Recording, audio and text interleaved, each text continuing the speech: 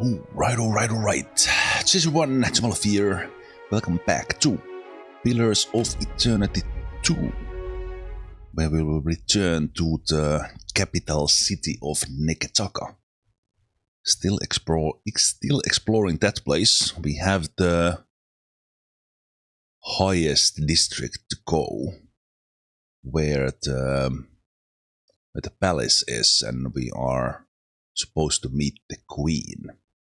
Let's see if we can get there and what will that bring us. And I have not visited Water Shaper's Guild or the Manor or Ilfar's Raiments here in Periki's Overlook yet. But we did meet this curious guy who had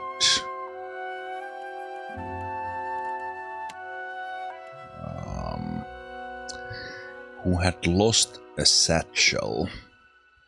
We didn't really believe the guy. We might be stealing this satchel from someone completely different.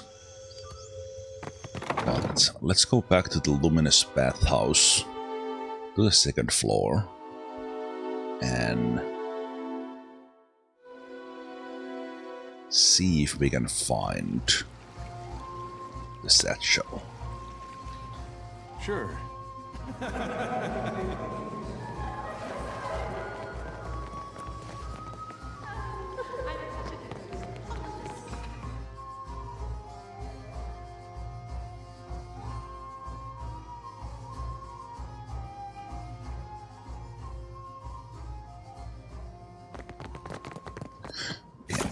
They told us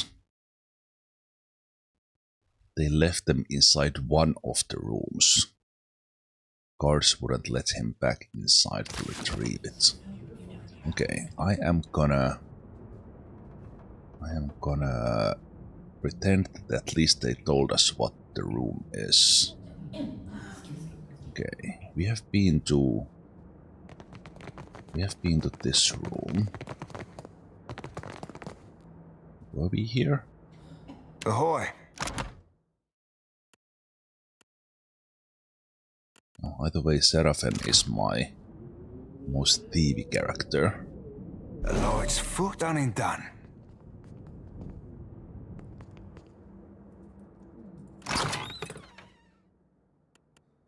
That is not a satchel. Also, it might be a secret when we eventually find it.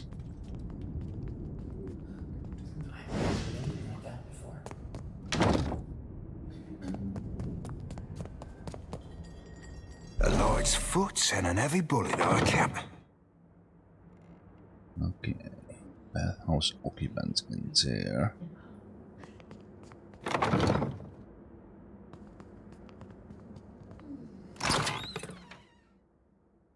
That is not a satchel. Thank you. So of course, is it into one?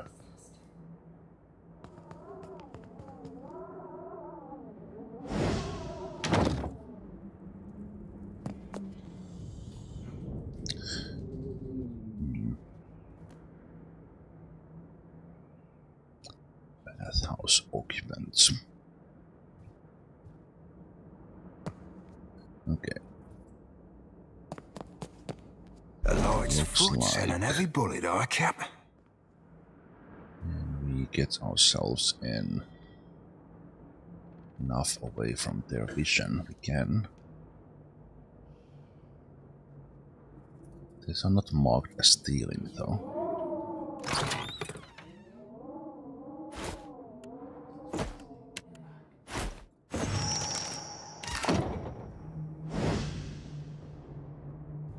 Yeah, just housekeeping here. Yeah? I'll talk to them. Please leave. Yeah, I'm sorry I was in your room. Like that was 100% on me. Will do.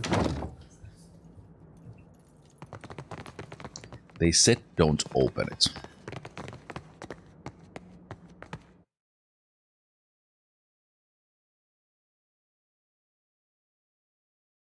Even that the game tells me it's their satchel, I don't think it's their satchel.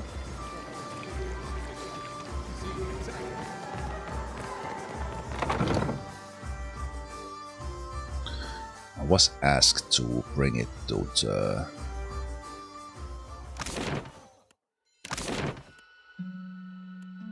Queen's Birth district, all the way down there.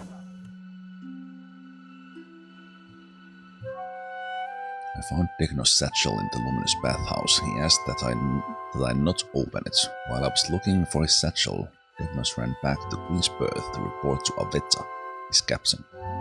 He mentioned that he would be by Peddler's Canal and asked that I return his satchel to him there. Hey, thanks Leo, thanks for the resub.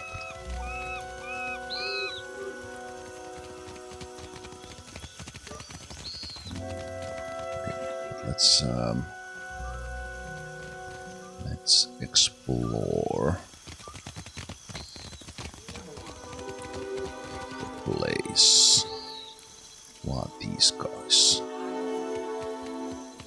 I don't give two pyres for your tribal pride, and I wager that Arkemir cares even less. The Aumaua woman clutches her fists at her sides. Her severe features are caught in an unshakable grimace. Tumara. If this is what passes for Rautai in diplomacy, Rauzanui has bigger problems. And Netehe. The more calm and composed Juana smiles, turning when she notices you. If you've come to see Arkemir, you're too late. He left the estate on wizard business.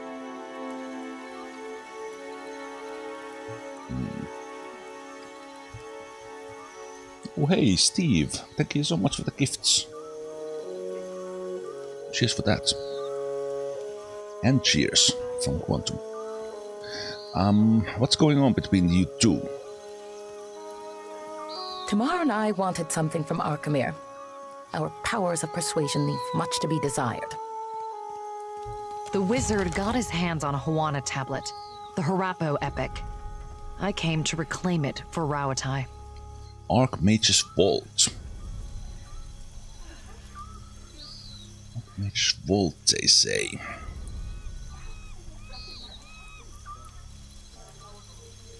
In the middle of my negotiations, this little pest showed up with a claim on it.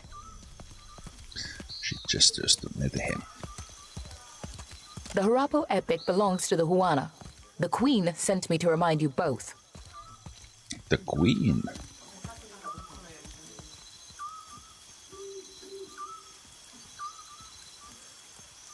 So we can comment on the history here. An intact primary source is a rare find for the Huana. Akira, few outsiders can appreciate what such an artifact could mean to our people. Posturing about cultural value is worthless. We both want the tablet for the same reason. Wait. Is there another reason you both want the tablet so badly? The pair goes silent and awkwardly avoid eye contact, focusing in different directions. There are things better left unsaid. While I'm standing here, you mean? Akira, I don't deny it. So who's Arkemir? Arkemir is an archmage of worldwide renown. So, do we really want to ask this? The spells bearing his name focus largely on illusion and pain. He lives in Neketaka at Perikiseuluk, where he operates local magic shop. Right, we didn't see Arkemir there, we just saw the lady. Well, we didn't really explore. So what's your plan? I might as well adjourn to the palace in Serpent's Crown and give Arkemir time to think. What a load of... You mean to get your hands on that tablet with or without Arkemir? You island rats can barely write your own names, much less a distinguished epic. Netehe blinks at her in shock and takes a moment to smooth down the creases in her uniform. Scamper back to the Brass Citadel and spin your own plots. I will happily do the same on my side of the island.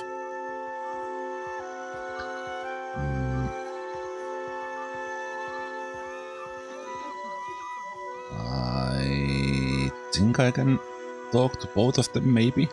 But I will ask from Netehe because, I do want to talk to the Queen right now. I don't really care about that much about this thing. So we will check that. Thanks Sundmark for those gifts as well. Let's talk to Neketaka. For me?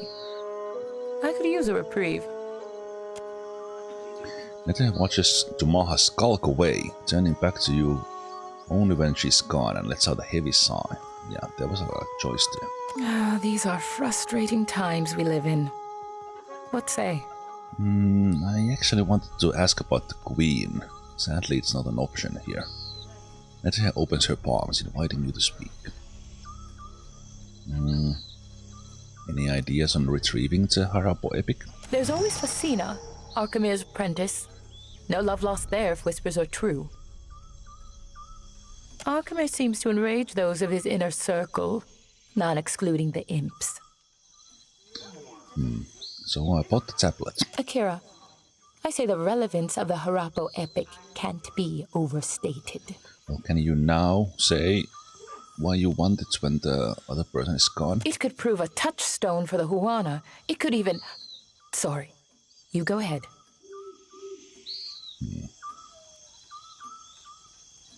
So, why is the Royal Deadfire Company so interested in the tablets? They think the tablet can show them. Neketaka stops herself, weighing her words with care. Well, the way to Ukaizo. Ukaizo.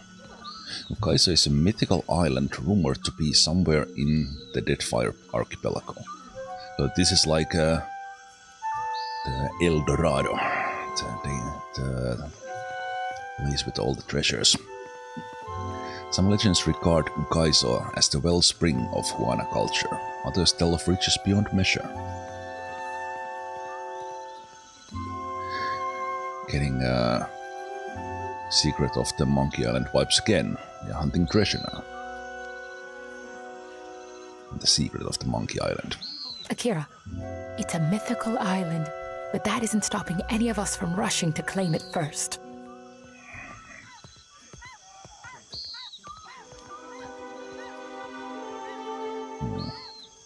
So, why is the tablet so important to you then? It is important to all who call the Deadfire home.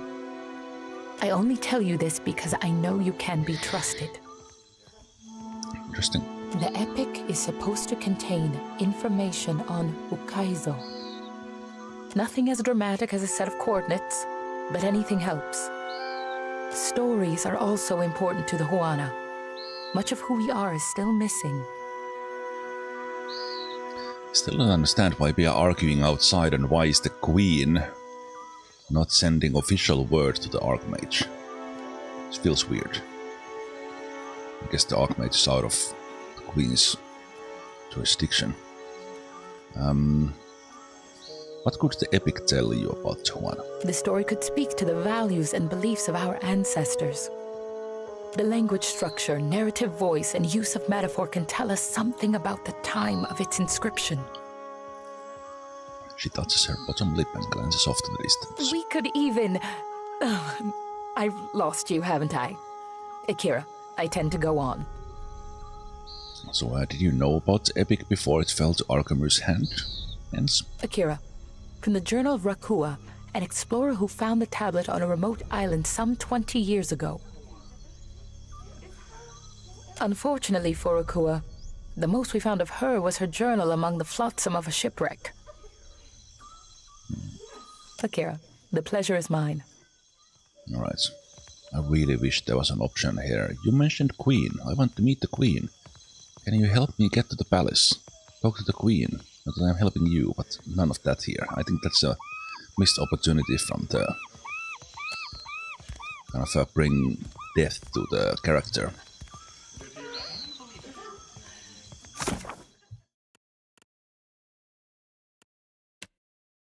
So, way higher quest than we are in. Find a way inside Archimede's manor.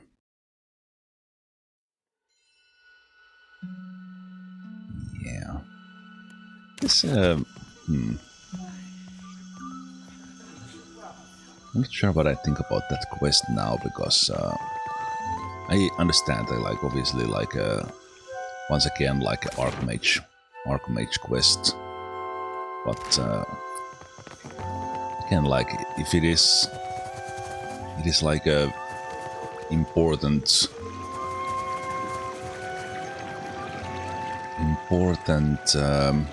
artifact, and then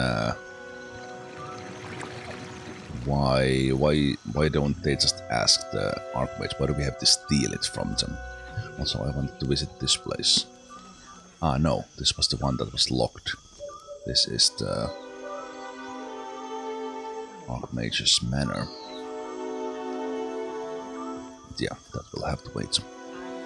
But this is the Water Shapers Guild. I don't really know what the Water Shapers are, but we can see some of that in action right here.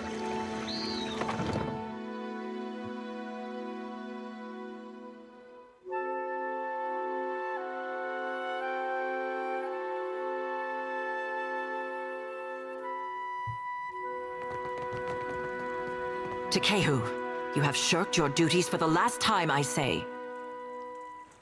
Guildmaster Maia Rua. A guildmaster in fine robes stares down the sizable blue-skinned Aumaua before her. Students observe the exchange in loose circle, exchanging whispers. Guildmaster, be reasonable. Tekēhu. He possesses anemone-like hair, which glows faintly as bulbous strand settles in place. I skipped one lecture to travel up the mountain. Still, the palace is closed until you present me before Onekaza. He crosses his arms and raises one eyebrow. The murmurs of the crowd grow in volume. You went alone. I asked for patience, but as usual, you make a trench out of a tide pool. She pacifies her tone, suddenly conscious of the onlookers.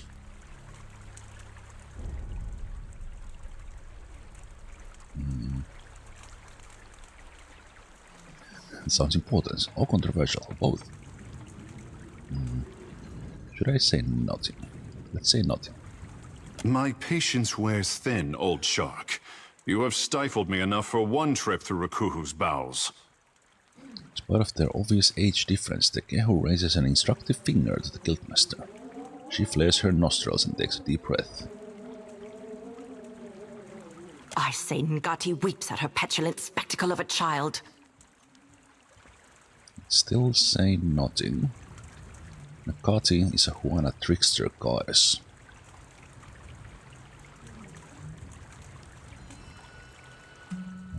Question mark. Yeah, let's say nothing. For a water shaper who treasures his duty to the goddess, you spend too many days cavorting at the brothel. The guildmaster sidesteps Tekēhu and takes long strides away from the circle. Sparing another glance at Tekēhu, the crowd disperses. Ugh, insufferable. Tekēhu sighs and smooths back his hair. He turns his attention to you with a raised brow. Did you need something? Or is it enough to bask in perfection? Alright. Tekēhu grins and opens a palm, inviting you to speak. I take it you and the guildmaster don't get along. Kira, I bring art to the Guild of Water Shapers, but they do not tolerate expression here.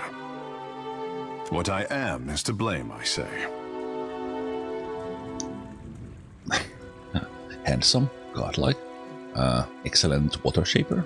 A fine guess, but no. It is because I am a godlike, kissed by the fish goddess at birth.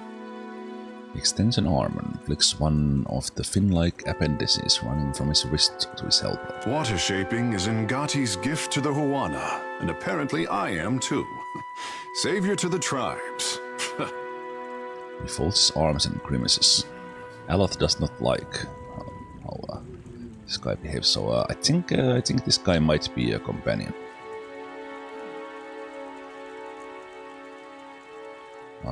Shouldn't you be just a little grateful?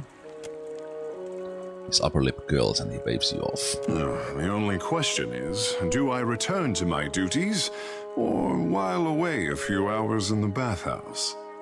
Tekēhu tucks his hair and purses his lips. How about those responsibilities? The guild can wait until I am good and ready to return.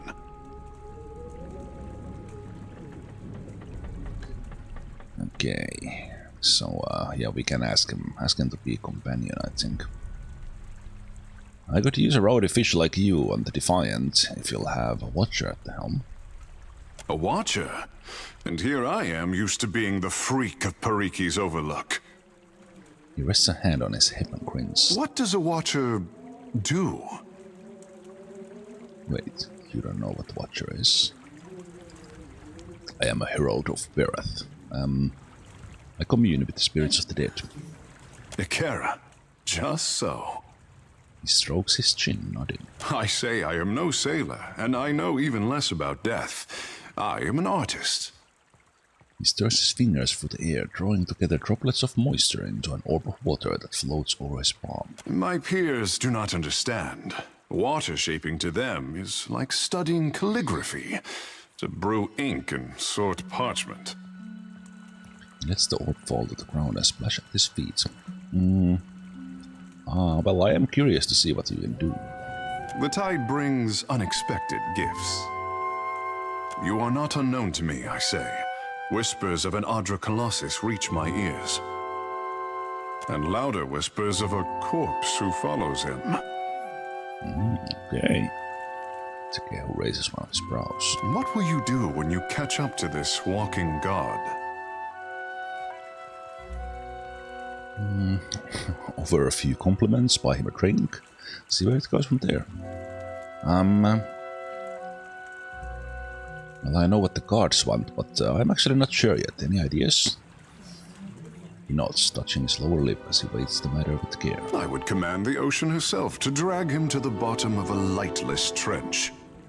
Tekēhu shrugs. If it untangles me from the guild's apron strings, then you can mount me as the figurehead of your fair ship.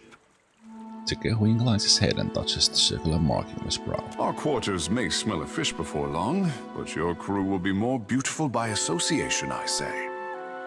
He winks. No one's ever called me beautiful before. Lead on. It will be good to put some distance between myself and the guild, even if we find less savory places along the way. A fair warning, Captain. Ingati gifted her favorite son with more than his stunning complexion. Tekēhu tosses his hair and sighs contentedly. What, can you breathe underwater? Good guess. Only for as long as, well, I say you will learn. In time.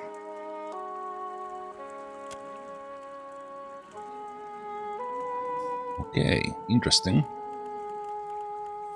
They are the same class as me. I guess Druid first.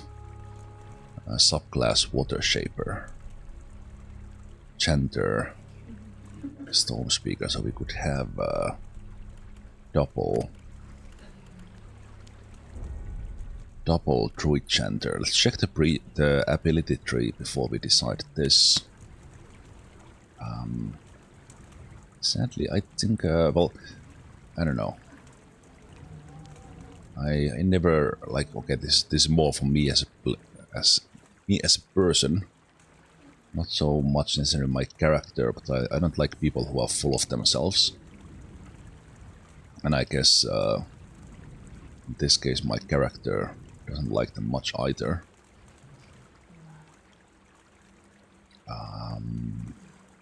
So from a druid point of view, interesting, like similar, very similar spells to like a mage. They would be specialized in water, which would make them easy to kind of specialize in, I guess, the freezing damage.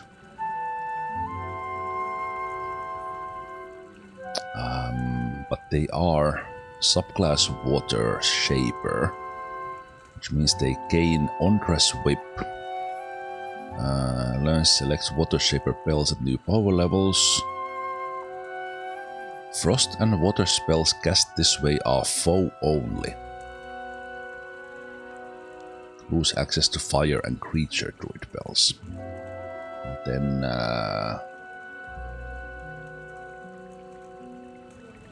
They can shapeshift to shark.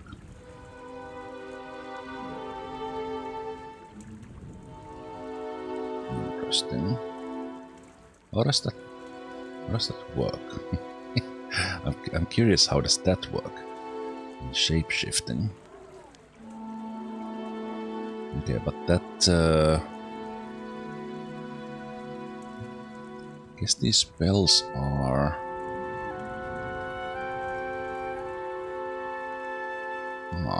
okay, that is actually pretty interesting. Because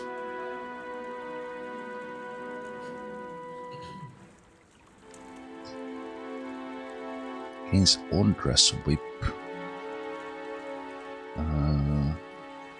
We don't have that in this list, but frost and water spells cast this way. Like, what do you mean? I mean the water shaper way? Because many of the spells are, they would hit anyone. So this that ability is pretty interesting. So yeah, these would all be like damage everyone. Huh. Okay, that's not only good information about this one in particular, but about the subclasses in general, that there might be things like that, because that's that makes things way simpler. I guess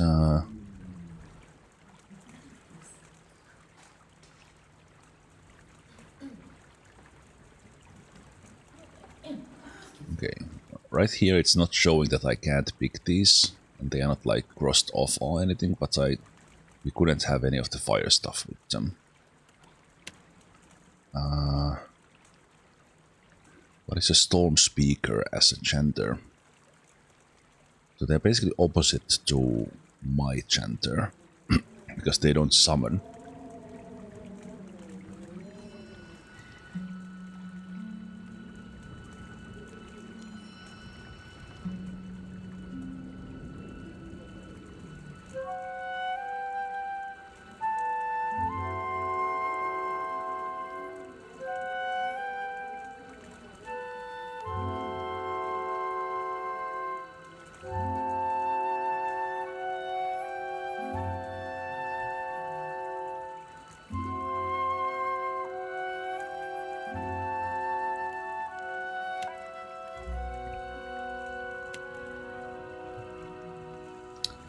Think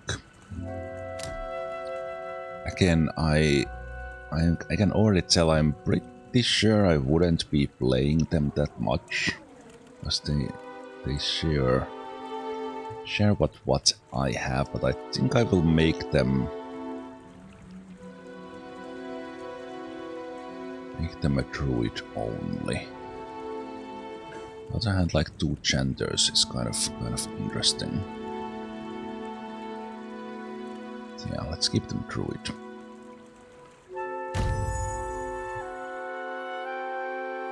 Level 6. We start where we start.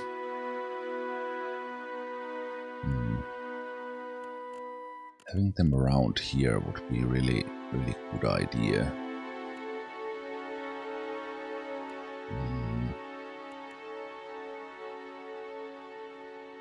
I think I will let them be at the boat for now. Just like collecting them to come with us kind of deal. Let me just see that can I...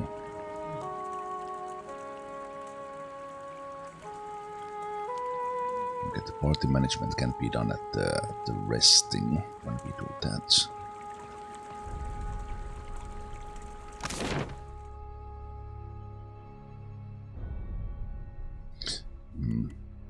Well, being in this place, we would probably get quite a lot from them.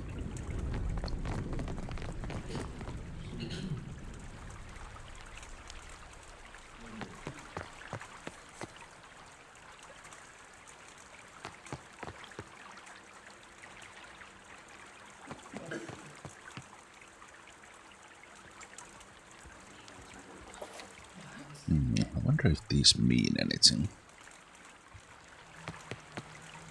On it. Pitied is Nakati, Lady of Lament, as the pearl orb of the heavens crosses her view.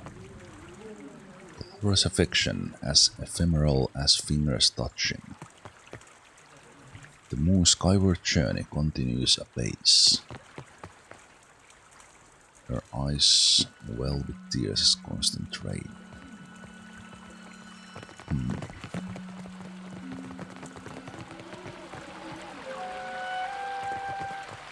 Huh? Okay, who is this person?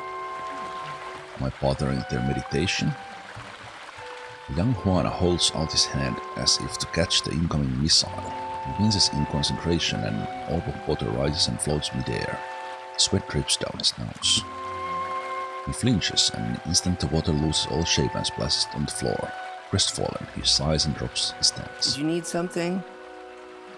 He nods to you and shakes out his arms, readying himself for another try. You seem to be having trouble. I can feel the connection to Andra just like Myru taught me. But there's something missing. Maybe it's my form. No, we can use the chanter here. Hum to yourself. Always helps me concentrate. Humming. Good. I didn't click that. Never fancied myself a musical type. Suppose I'll give anything a try. He nods to you, resumes to practice.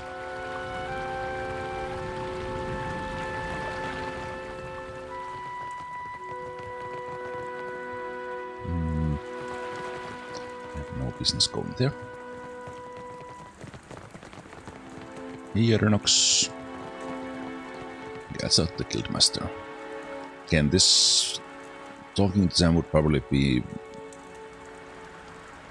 more fitting if we did have Tekēhu with us.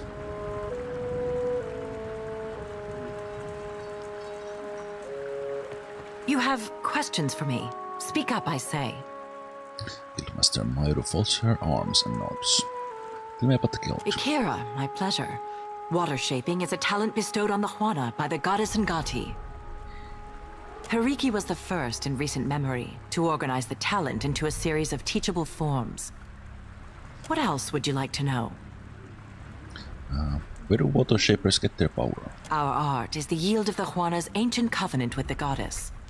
Our ancestors pledged to protect the luminous Adra, the islands, and the tribes. Ngati gifted us with the strength to keep our promise. So, what do water shapers do exactly? We control tides, prevent storm damage, and keep unwelcome ships at bay. Lately, we have experienced an artistic revival of sorts, thanks to our star pupil, Tekēhu. We represent the best of Juana achievement, no small responsibility. From a larger scale of things, like in archipelago and on a ship, water shaper seems like a pretty good deal, but I don't know how much of that actually has an effect in the in game to the sailing. Probably very little. Ikira, speak freely. I guess that's it. Thank you.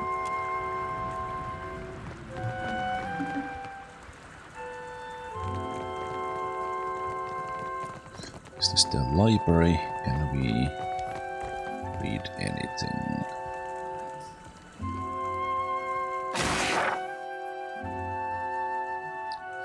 Four forms of water shaping. Daraku's reply.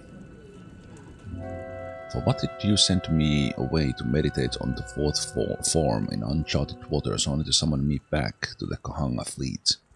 Bomb must have gone off in Serpent's crown, one of the revelation, if not black powder. An interruption is setback. I trust that whatever happens next will propel our people forward. I will sail Veriki's resolve into the waters, where I suspect you need me the most. Like the way it's said here, I think the resolve is like their ship. Where I suspect you need me the most and await your orders. I hope that rumors carried upon the waves are to be trusted. I would tell you to send Onekaza my love, but she knows it is hers. Tell her that she needs only snap her fingers and I will be her storm again. Daraku, Master Water Shaper.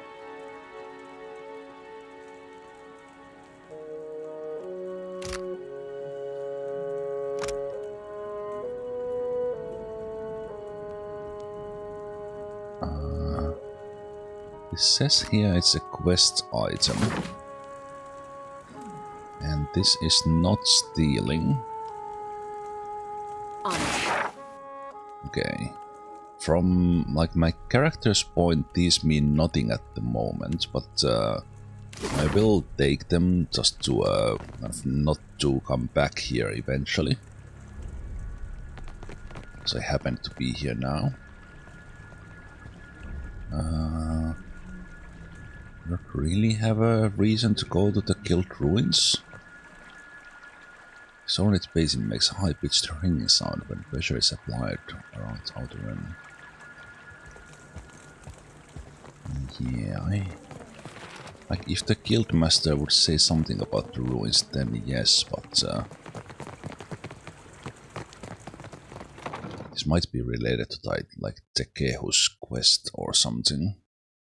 So I need to talk to them when we get back at the boat, or we'll just change the party a little bit. Again, I mean, maybe I just should have let like Aleth go to the boat for a while. Because I think they are like the complete opposite. Aleth is humble and Tekēhu is not.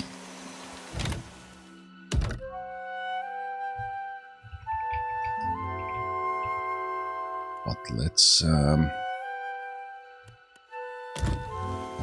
go to... Oh no, wait, we still have this place to go. I was about to go to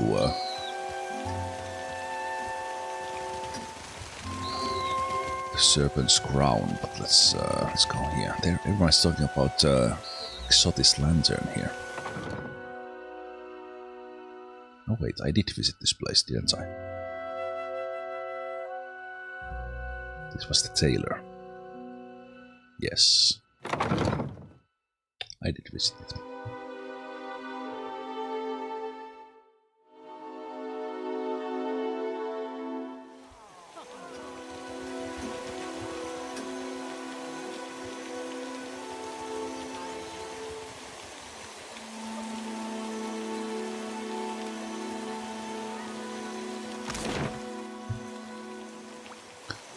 So, last district. And now let's see if there's wait, we were not summoned by the Queen, but we kind of do have an...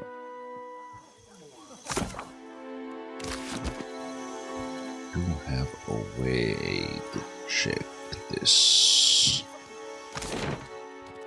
Okay, so in here we have luxuries, a couple of estates from Lady Epero and Muhai. And then we have the palace and that's it. And Takano's estate again. But we are here.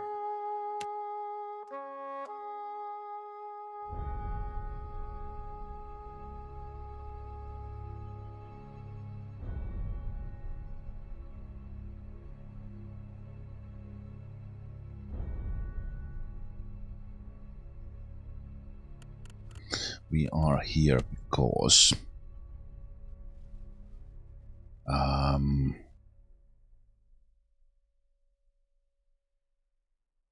the Queen knows about...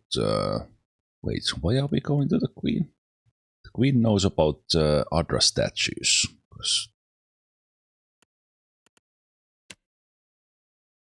Or are we like asking their permission? Why are we here?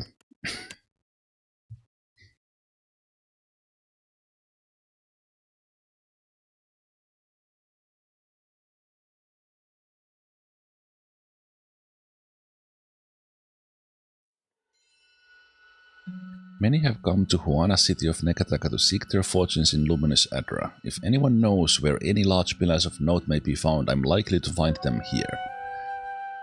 But this quest does not mention. I'm free to look for the Kahanga Palace. I know that I'm tracking down the pillars, but why?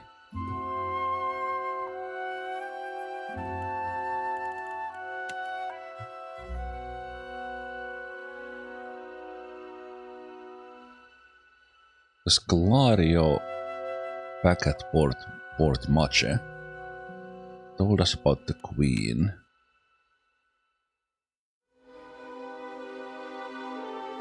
But to be honest, I'm a little bit like, why am I going to see the Queen? I'm thinking here from my character's perspective.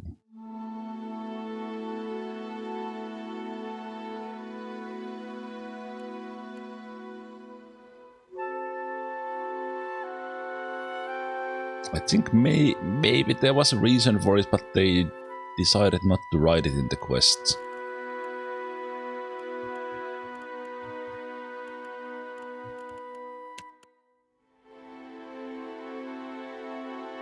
I think it was about that we not so much for the Queen, but looking for someone who knows about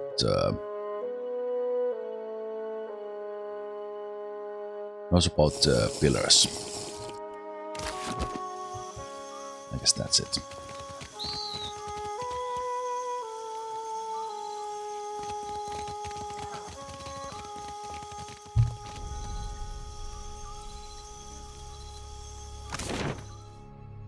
Oh, this place is not open because it is night time.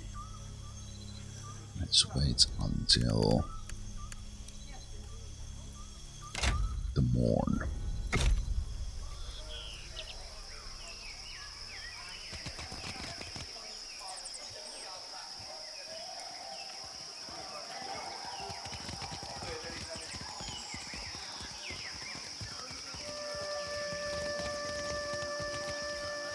I like how the people are living in a schedule.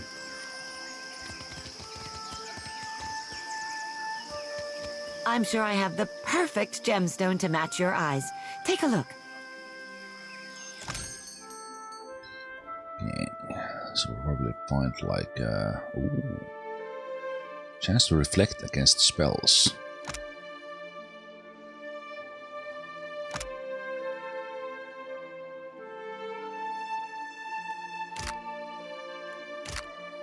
Isn't like super expensive. Ring of Boundless Stars. Transmutation. Chaotic Orb.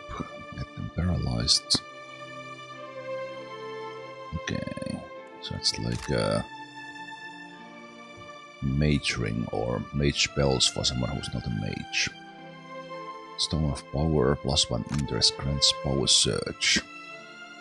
Boost power level for the duration of the fight. Amulet of Health, and then some gems.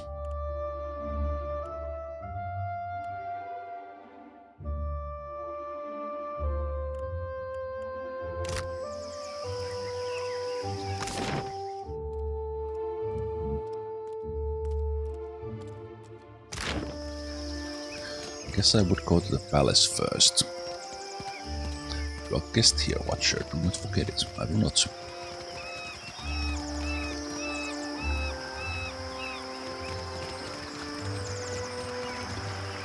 I'm gonna make our way to the palace. So right now my character doesn't really have a way to... oh, there's Netehe. We have no reason to go and talk to it. Was one of these their place? No. I have no reason to go to these estates right now. You return. What say, friend?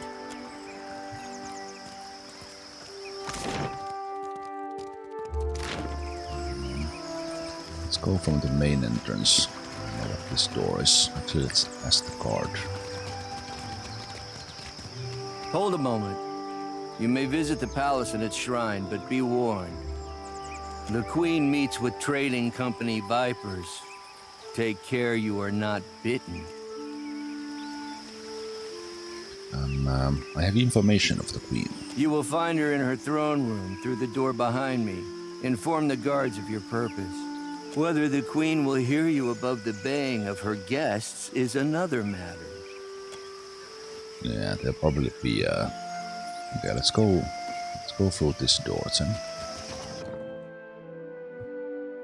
I guess we are here as kind of informing the Queen about Eothas and to gain like a royal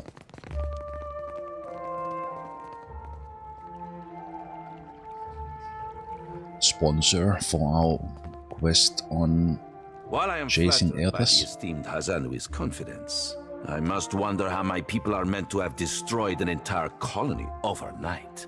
Okay, but we have a lot of like politics here probably. Niro Kantanisese. Valiant dignitary aims a withering look across the aisle. Middle-aged woman with a square jaw and tar-stained teeth meets him. You tell us. It's no coincidence that your outpost at Port Mage survived the recent storm. Hazanui Karu. Isn't this the trading company? One wearing armor and all. She pulls a slender pipe from her pocket. But that look from the Queen's attendants she puts away. You speak as if I could command the tides. While you are casting your blame in a wide net, why not look to our Kahanga allies? We do not share their talent for shaping water. Sizable Amawa standing by the throne takes a bold step forward and flares his nostrils at the assembled dignitaries. A hush falls over the room. I say our guest forgets himself. Parins Aruihu. He clears his throat and sweeps his gaze from Nero to the rest of the room. Brother, stand down. Up to this point, the Queen has studied the proceedings with an even expression. She half rises from her throne as she fixates on Prince Aruihu. You are the one who mistakes my throne room for a sparring arena. I say this is beneath us. As Aruihu lowers his head, the Queen slowly centers her gaze on you and leaves it there. An interesting visitor in difficult times. You cannot be here to deliver a favorable omen.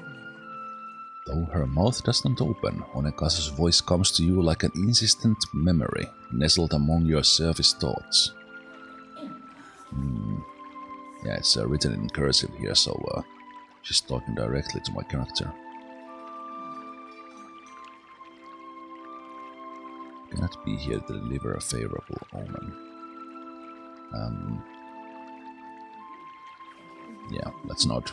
Allow me to apologize as I toss you before the wolves. Though she turns to the dignitaries, you still feel her attention on you. This one is a watcher blessed by Tangaloa. I suspect that many of our questions about Hasongo will soon be answered. Many wanna worship Berath as Rikuhu.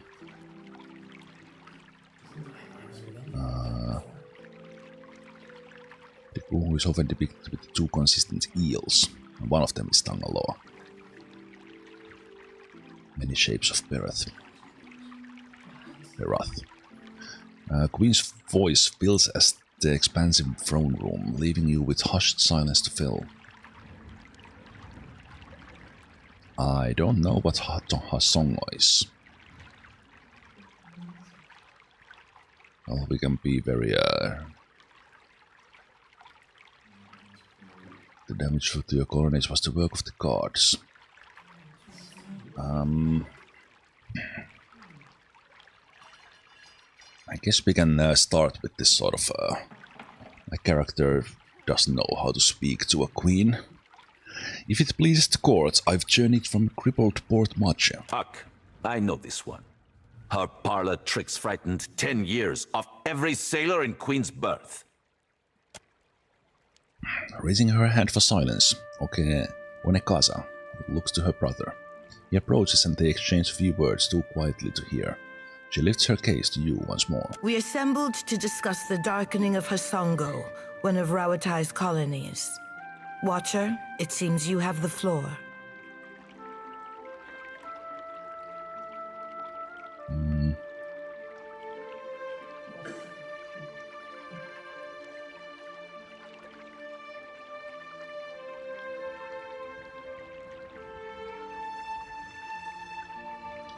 We could tell that Port Marches suffered similar damage.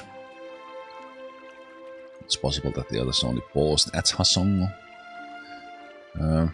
Well, let's stick to what we know.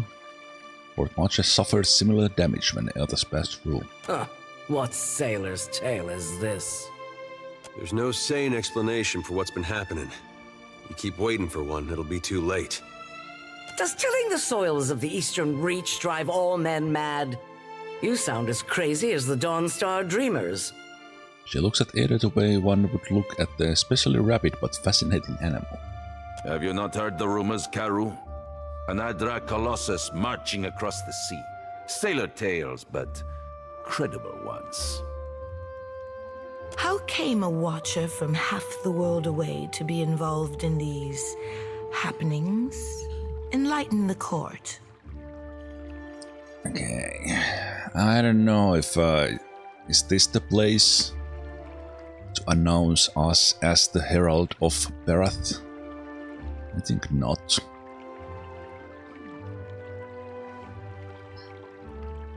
We could. I don't. This is not necessarily what my character. Why my character is here, but we could say that they emerged from my castle.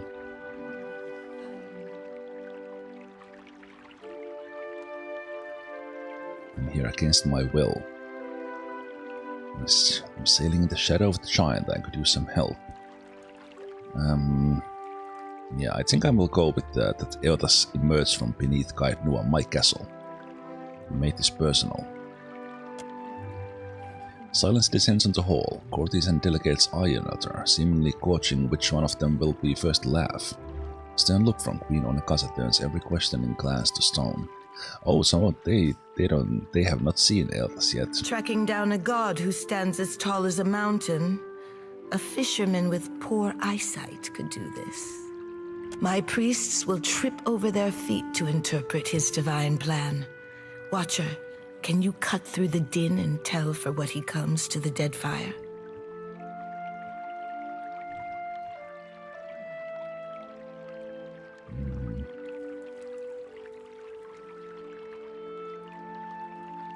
I'll need to find him first or die trying again.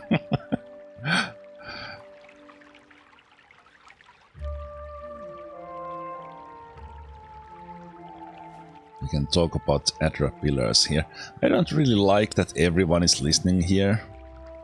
I wouldn't mind talking to the Queen, but it's not even that the walls have ears, but literally the ears are here.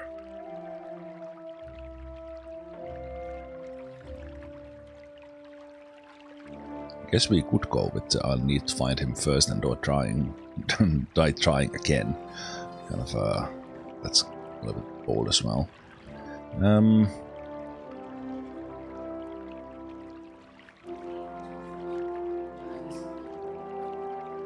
Guess we could be honest about tracking them with Adra pillars.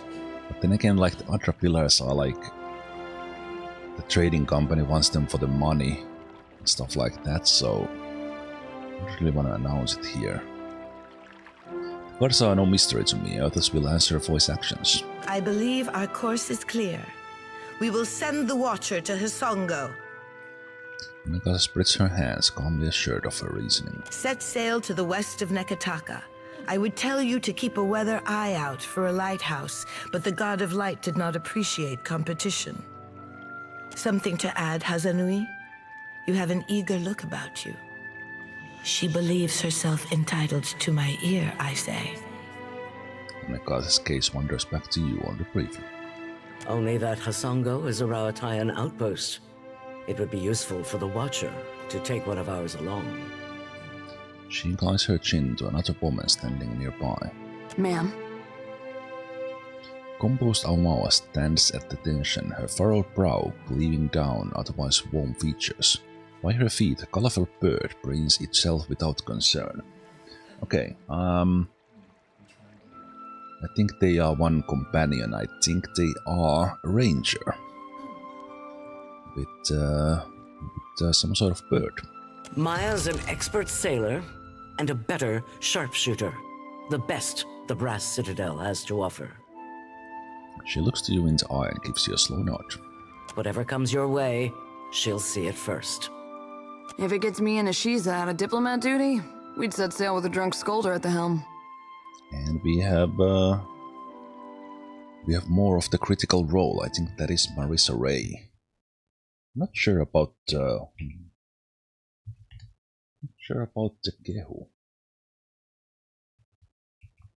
That didn't sound like oh, that was Travis, man. That was well played, Travis. Okay, so all of the critical role are with us. Ac, perfecto. Do you mean to stop Biotas by shooting him? Seri Palagina will go with the Watcher, show her how the Republic's handled things. The guard behind him coughs politely. Your Excellency, Palagina Messerai has been banished? She has been seen in Queen's Berth. I can have a report to headquarters. Mira silences the guard with a withering look and sharp gesture. You should feel no obligation to take on additional crew. The choice is yours. I'll take Maia. Always good to have a rifle in hand. Say the word and I'll shoot the tip off a green boy's nose. Hisa looks up at Maia and warbles something agreeable. Well, they are worldly companions just like Seraphen and Xoti are. You are making a mistake, Watcher.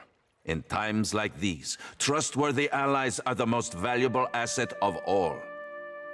Calm down, Nero. I'm sure you'll get one of your spies in place eventually.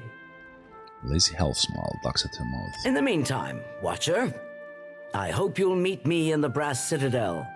There's more for us to discuss among friendlier company. She glares briefly at Mira. I believe we are finished here. Aruihi? Aren't we popular? Take care at Hasongo. The Deadfire was overfull before Aethys blundered in. Onekaza nods to you as he adjourns. Your allies will use you toward any end. Do not give your trust lightly. I like the Queen. Onekaza clears her throat and sweeps the room with her gaze. I say it is beyond time our guests lick their wounds somewhere else.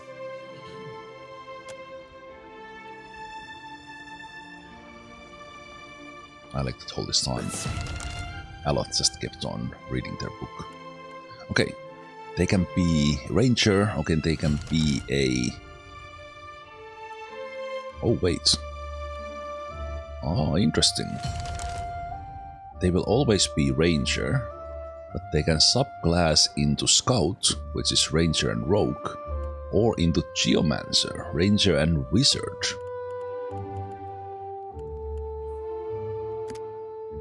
We looked at any rogue yet. Let's look at the rogue tree. And then we'll look at the...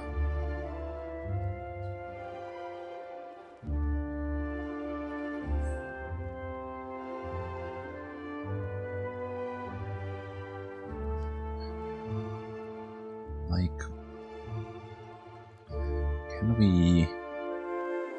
I think I will just keep them as a ranger. Although ranger wizard kind of is an interesting one. I'm just thinking that kind of what would... Do the rogue attacks still apply?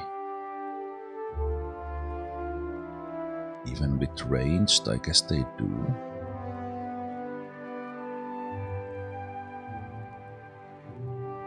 So I feel the rogue in Pillars is more of a melee character.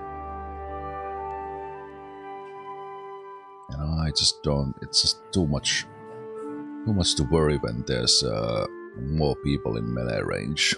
I really like the one tank approach.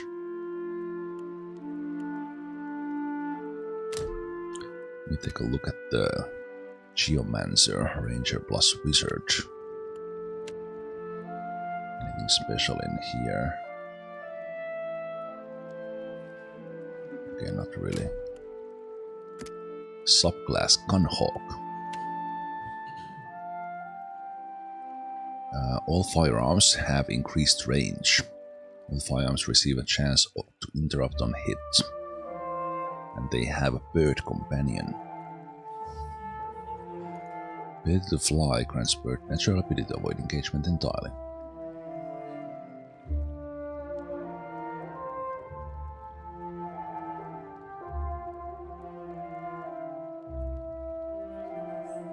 If a ranger or animal companion are knocked unconscious, the partner suffers from bonded grief, affecting accuracy and other stats.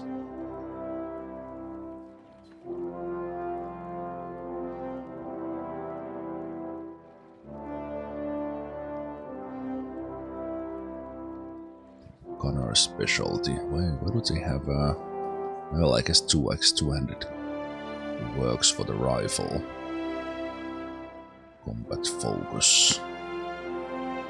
They have a takedown for the bird, they have a heal companion for the bird, they have a wounding shot, so they are very much like my my build was for Sakani and Izumak.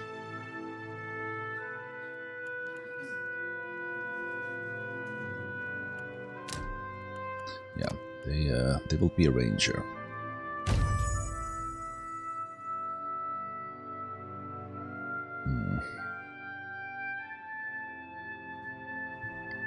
The only thing here is that in Pillars 2 the party size is 5. They would go straight in here and I would have my same class party, apart from my character being a Chanter Druid. That I had on Pillars 1 and I wouldn't mind it, but what do I do now? I think I will leave Seraph and I will just actually let me take so I don't think we are gonna fight here. Are we gonna fight here? Probably not. Let me have the new companions in. We'll have Seraphen and Aloth out for a while. While we have the chance. So let's talk to the new companions here. Just see that.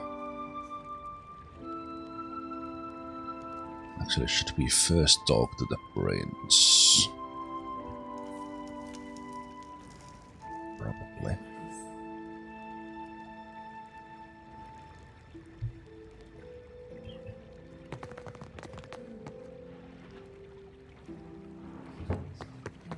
Your coming is a favorable omen already. How's that, Prince? You happen by a time when our rivals bicker and tear at each other's throats.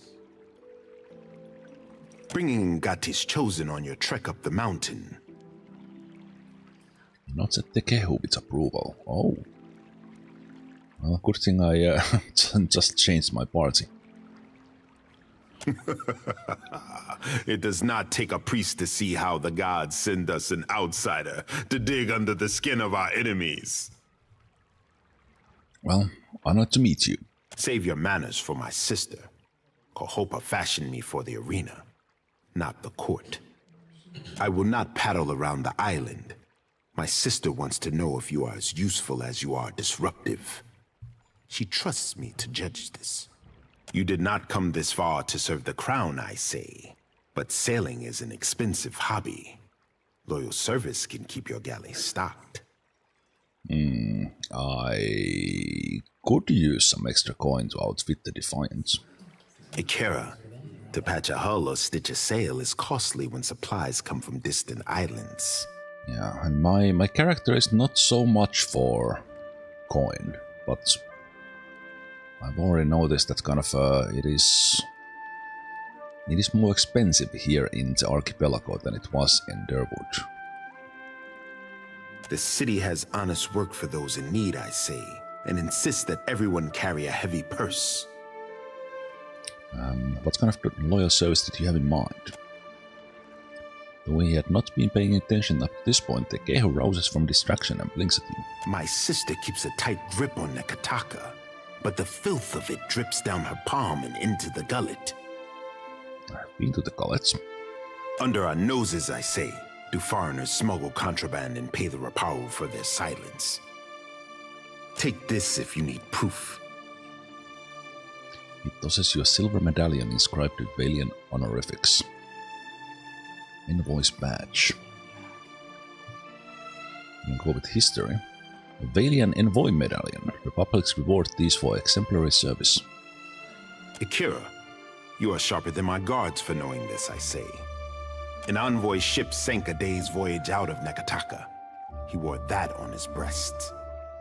My guards recovered it in a raid of the gullet. This confirms my suspicion. Neketaka has a pirate problem. Oh, we wouldn't be pirates. No, absolutely not. Smugglers and thieves cluster like rats in Delver's Row, a growth in the bowels of our city.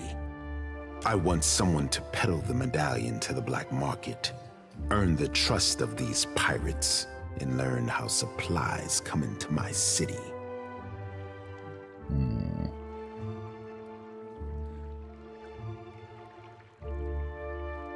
Sounds profitable.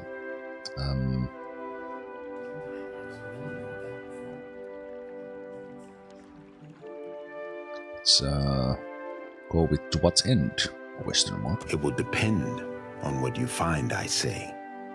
Rui, he folds his arms and scrutinizes the floor beneath his feet, deep in thought. He's telling the truth, but there's something more. It's all the same. He doesn't trust his face to not to betray it, so we got this with streetwise. Onekaza leaves this for me to handle. While she worries about the manor, I tidy up the basement.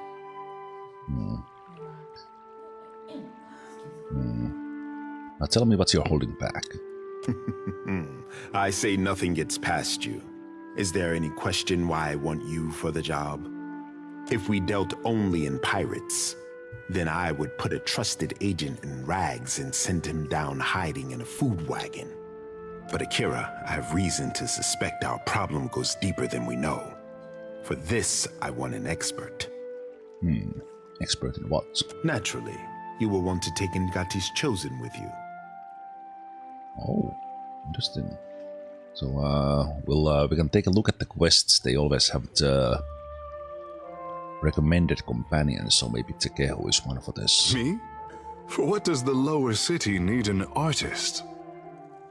Soti flicks her sickle back and forth, agitated. You mistake me, I say. I send you because of the missive you delivered to my sister. Akira, I did not realize.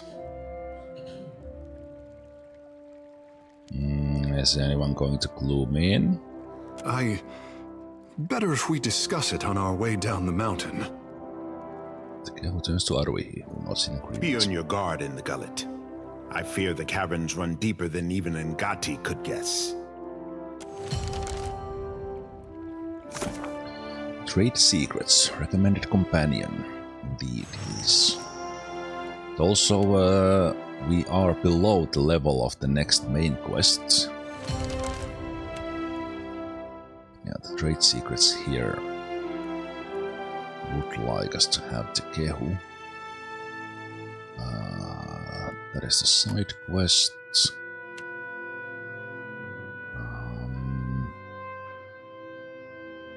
We can go talk to Nirra, we'll probably do that. We have a couple of the bounties.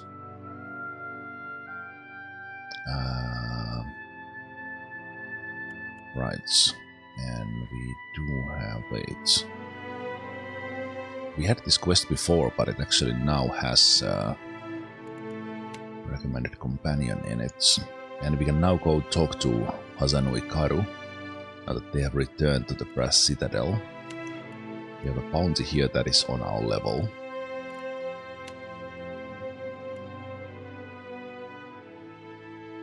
Southwest. We'll probably go like back towards Port Macho when we eventually leave. With the satchel to return. Another bounty. Then still stuff happening here in this place.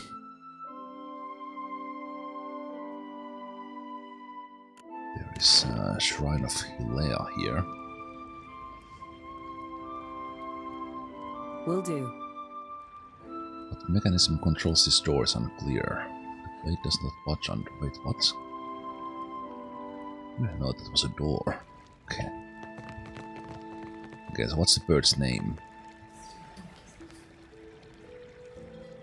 It's Hisa.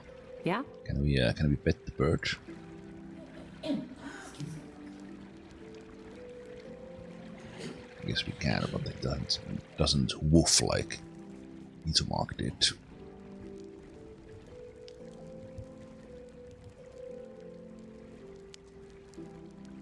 Upper floor.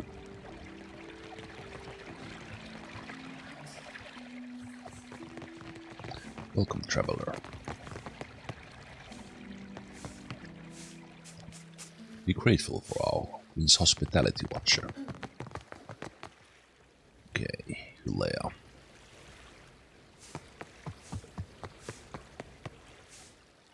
Photographer bites his thumbnail and mutters to himself. Well, this crowd with emissaries lately. What heresy? How did this happen to a servant of the Queen? Oh? I've got it.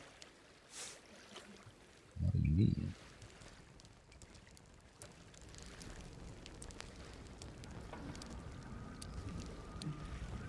Do we have a permission to go here?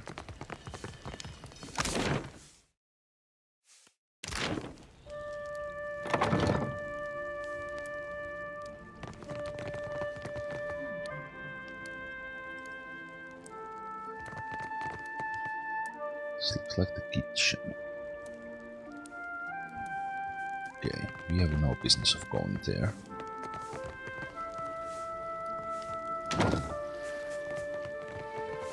Okay, but what did that servant mean? What has happened?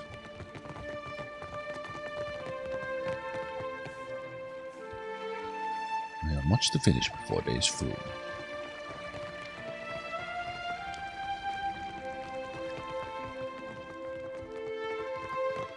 What an unusual bird, I say.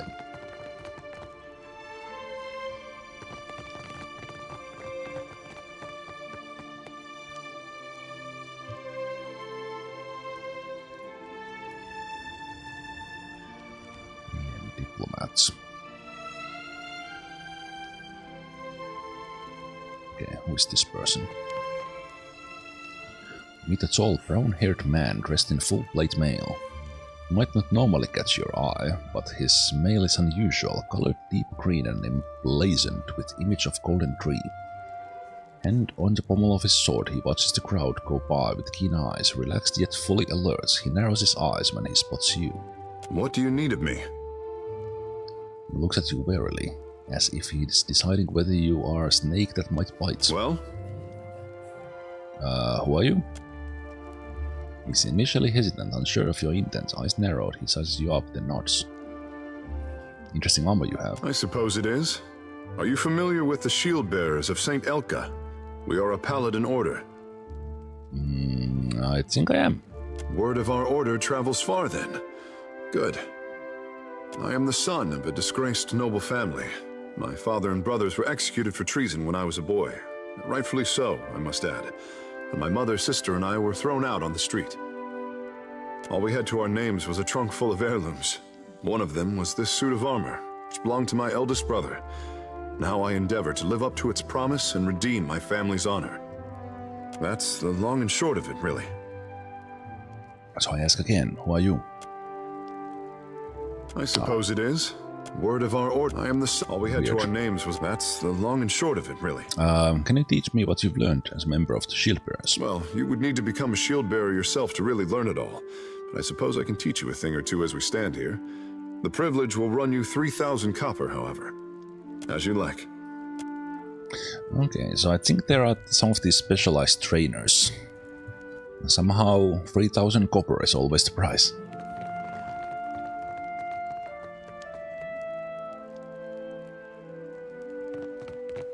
I heard that Tangaloa speaks through you. Okay, I guess everyone knows I am the Herald.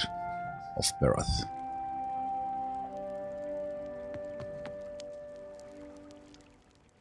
This happened to a servant of the Queen. Do we know about Ereti? On it. That is not our business, and we do not go to the upper. Well, okay. I don't think I have any reason to go to the upper floor, but I will take a look. It seems that it's not off the limits, or maybe it is. We might be turned back here.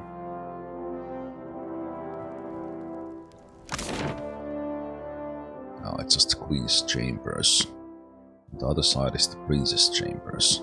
Yeah, we have no business of being here. Now.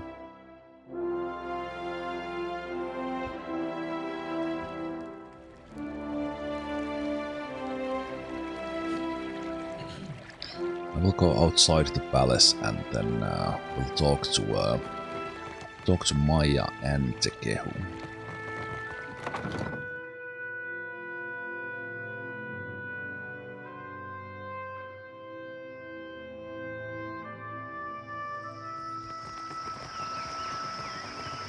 You're a follower of the light? The light? Oh, you mean... well, depends on what you mean by follow. Maybe you heard earlier? I follow Aethys too. Mostly, in a way. I mean, I am a child of the Dawn Stars, even if firstly I'm a Gaunite. That's good, I guess. For you. Oh, maybe you don't want to talk about it. That's all right. Surely, some other time, then. Was it the way I said it? Or maybe I'm in need of a washing. Huh? Okay, let's talk to Tekēhu. As you turn to Tekēhu, a shadow passes over your vision. You feel a tug from somewhere deep within his soul. A faint ripple creases the air between you two like a forest of ethereal kelp. Let's surrender to the sensation. Tekēhu's soul is vibrant and energetic, almost too lively to occupy its mortar shell. There is a bright thread of energy that trails away from him. You instinctively follow it.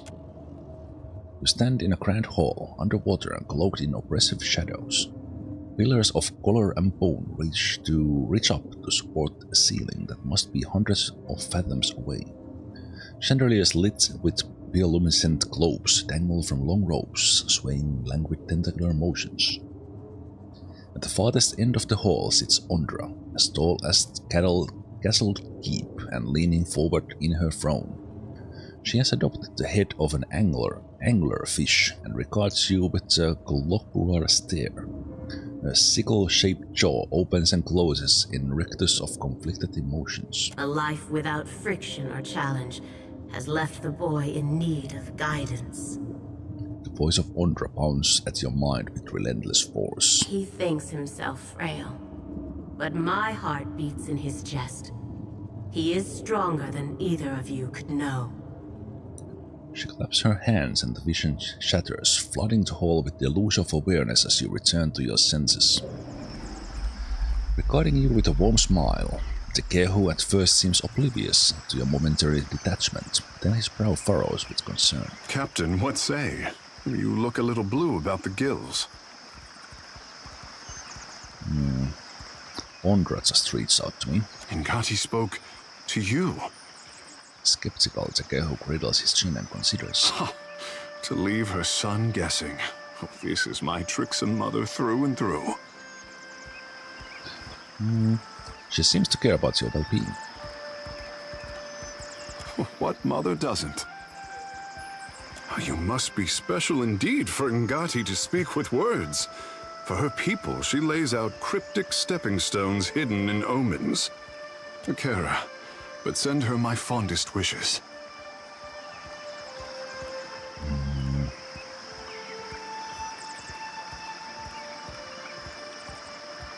The Kahanga royalty seems very taken with you. Between the crown and the guild, Neketaka has high hopes for Ngati's chosen son, I say. Tekēhu smooths back his hair with one hand as he gathers his thoughts. If Ngati had not blessed me, I say the goddess touched me for more than enriching one tribe, glorifying one island. Tekēhu bites his thumbnail and sighs.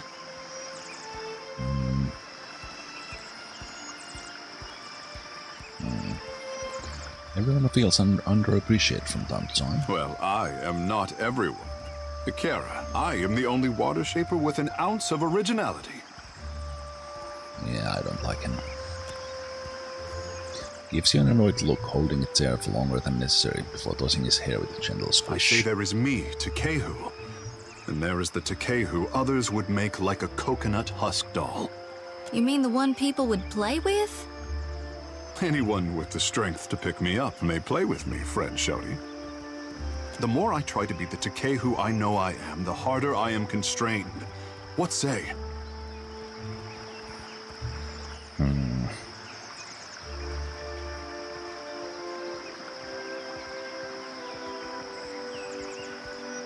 The non-tribes heaped prestige on you. They deserve something back. Kara, but how can I accept such a debt? When will I know it is fulfilled? Many think that I have a duty to the Huana. I say I am the only one unconvinced.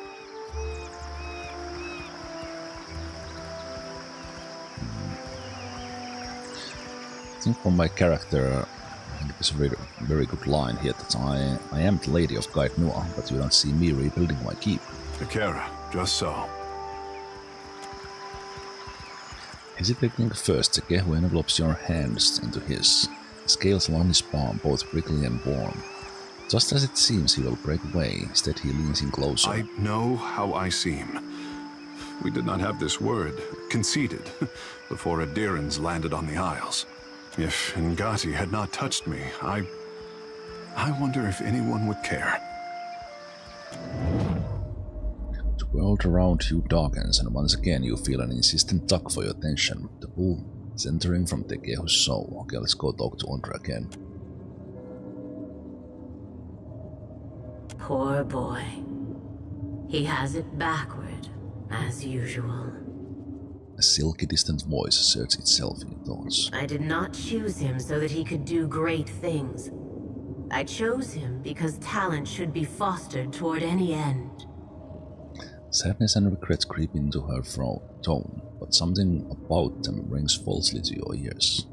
How fortunate that you are here to set him on the right path. I know you won't disappoint. Apologies. I say I'd never miss an opportunity to talk about myself. You have questions? Kara, I have answers.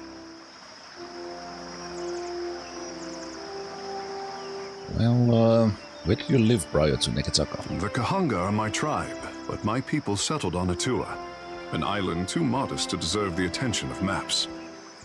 My mortal mother tans boar hides. My father trades in the abundance of pearls and opals Atua is blessed to provide. When I was born, father called me his blue topaz boy. Topaz. Any other notable godlike from Atua? Doubtless, I say. But I am the most precious gem of recent history. Godlike are revered as bringers of local change, but only Ngati's chosen is thought to deliver an omen for all Huana at once. What do you do around the island? Oh, I could not be kept from the water, so my father taught me how to dive for pearls and azada snails. Ngati filled my palms with riches on every harvest, I say. When I came of an age to begin a man's pursuits, the Mataru reached out to the Kahanga Queen. Weighing my arrival against the forces that descended on her territory, the Queen could not invite Ngati's chosen into the Water Shapers Guild fast enough. In hard times, the endorsement of a goddess is more valuable than currency. Your birth must have been a big event. Kara, high winds stirred the vigor of the seas. 2 huts collapsed before our local storm speaker could shout down the weather. They say the skies only cleared when I fell into the midwife's basket. Peace had returned to the island. Or so the Mataru predicted. Kara, speak on. Tell me about water shaping. The art of our ancestors, I say. To bend water to our will is a gift from Mother Ngati to her chosen people. Since devastation swept our way of life out to sea, too much of the art has been lost. Periki, founder of the guild, organized the lore of Ngati's talent into a series of postures and meditations we call the 4 forms of water shaping. What are these forms? Try as we might to embody Ngati's element, our bodies are not water. Nekera, this is the form of grief, a beginner's test. The body's internal water is a force that conquers all. Even the mountain will bow to the stream. The form of hope, I say. Water commands its vessel, and the vessel can be shaped as surely as the mountain. The form of metamorphosis, Nekera? The art is a challenge to grasp, difficult to master, and impossible to perfect. Unless you are Ngati's chosen, I say. You said there were 4 forms? It is only by force of habit that I omit the final form. We do not speak of it in the guild. The form of transcendence. Only a story, I say. Even crafty Periki could not commit this ancient form to her scrolls. It was said that our ancestors could shape the very oceans of the Deadfire. This was Ngati's true gift, but we have yet to recover it from the ruins of our past. Nekera, speak on. Okay. Talk about that a little bit later. I wanted to ask you something. It's about Shodi. Oh. Interrupts. Pick his pocket while he's distracted. What do you want to ask? She means well. I can see that. And she's spirited, and if I was still young and didn't know the things I know, it'd be different. But anybody got that much faith in any god, let alone Aethys? I don't know how to talk to someone like that. Not these days. I get why she's like that. And I was there once, a long time back. It has eyelids flare with relieved embarrassment. But it's 'cause of that I can't see a way to respect it. I'm no good at hiding it from her either. I don't see this getting better.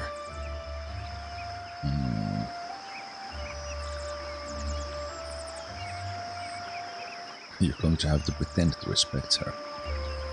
There's more to her than you're giving her credit for. It doesn't seem like she's any different than what she shows.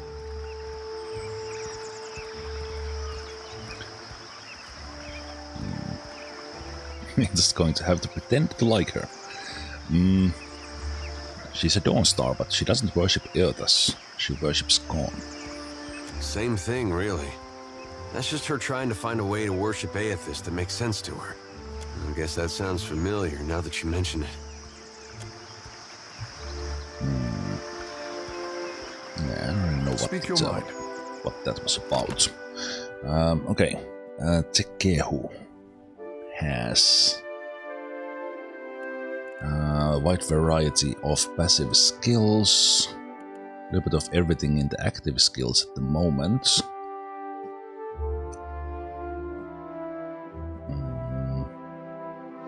They have the druid stuff. They are godlike, so they can't have a helmet. And they have a Water Shaper's Focus rod. It's a fine one. Bounce 1 time with rod's attacks. Well, they haven't looked at the enchanting. Okay.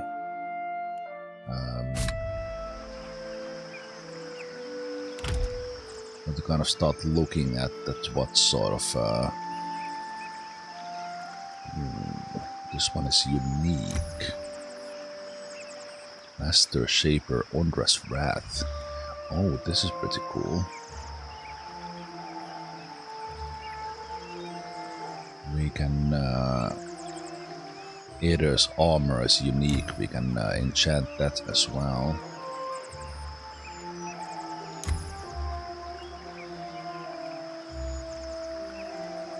Oh, that's pretty cool. We only need a large fang and we could make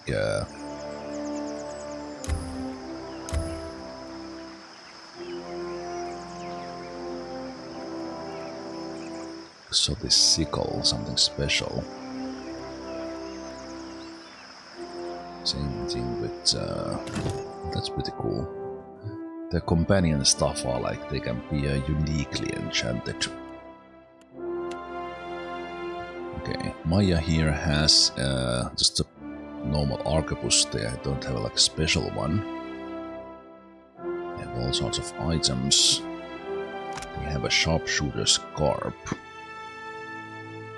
-20 reload time with arbalest. Okay, that's pretty damn good. And their armor could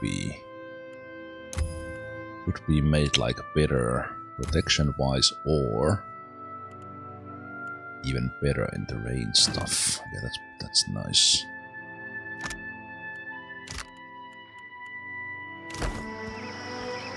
Speak freely. And they are stealthy. They have a little bit of mechanics, diplomacy, survival.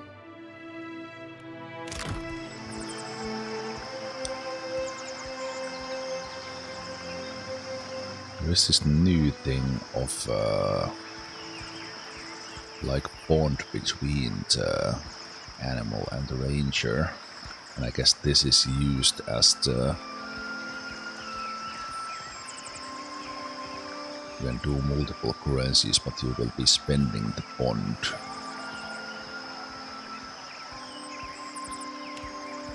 We can take a look at your spells.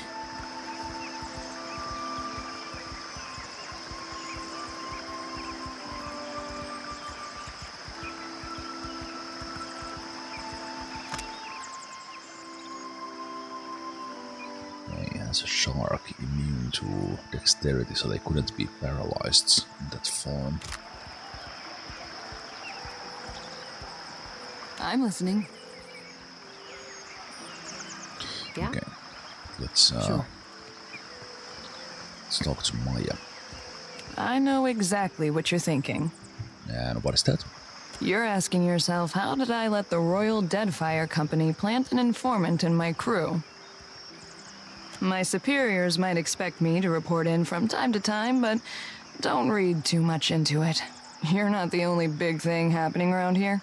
I'm in this for a lot of information, a little diplomacy, and plenty of target practice.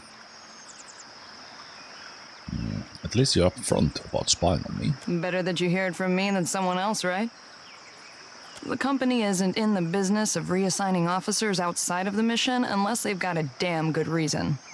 And you are a damn good reason. Take the compliment. I'm seeking Eodas. I want no part in trading company drama. Then I look forward to seeing how long it takes before you find yourself in someone's back pocket. Oh, guess you ought to meet the bird. Ishi is smarter than he looks, but don't expect him to do any tricks. She nods toward the colorful bird of prey hopping around your ankles. Ishi, come. That's a good-looking bird. Eder raises one hand and waggles his index finger. Hey, birdie. Hey, birdie. Isisa shows no sign of recognition toward Maia or Eder.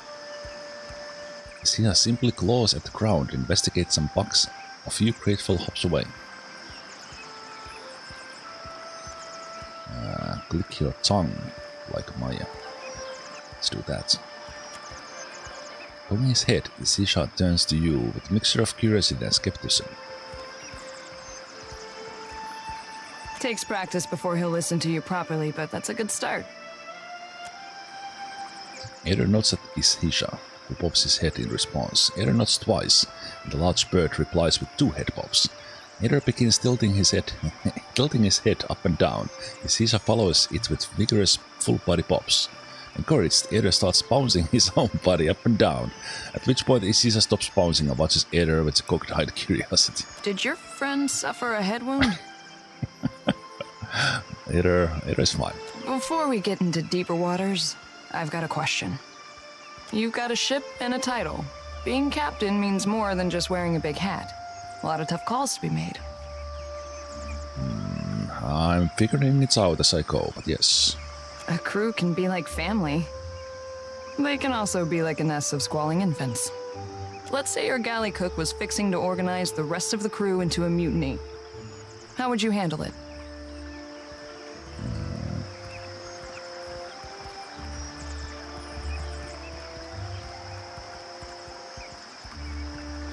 If she had a better grasp on morale, I'd cede command until we made port. Light a fuse leading to the black powder and leap over the railing. I think my character would get ahead of the problem and compromise with the crew. Sort it out as equals. Interesting. Of course, the only right answer is the one that works in a given time and place. I just wanted to hear yours. So what's yours? Ask me again when I'm wearing the big hat. That'll be a different Maya. But enough about me. Glad to be aboard, Captain. Alright. I've got some answers. So how did you and Isisha, or Ishi, first get acquainted? I won a shooting competition at the Ranganui's estate. This was a few years before enlisting with the Navy. As a reward, he gave me the freedom of the Royal Eyrie and said I could take my pick of the warbirds.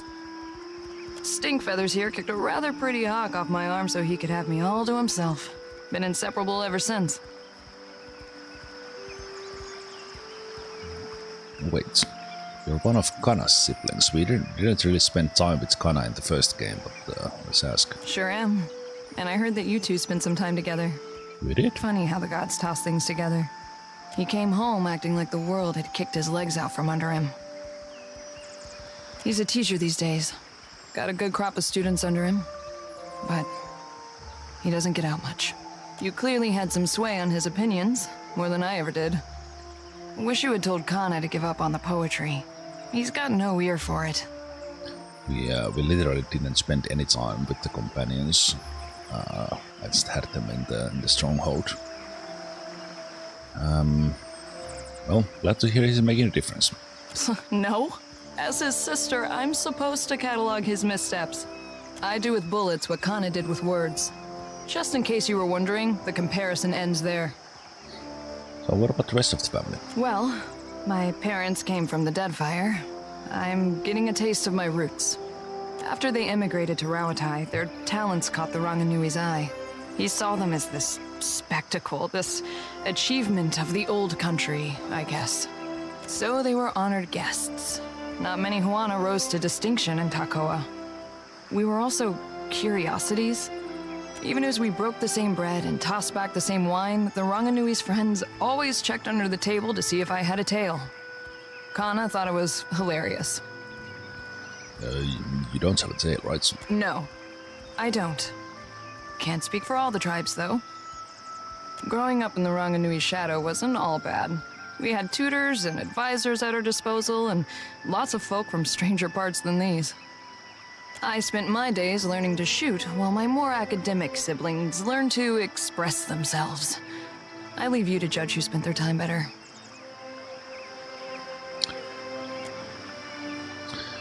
Okay.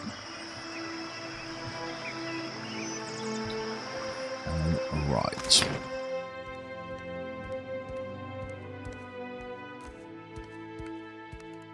While I'm up here, I will visit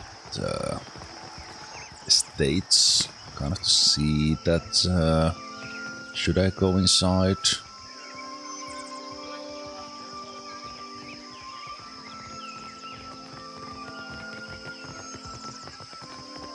Hunter or prey?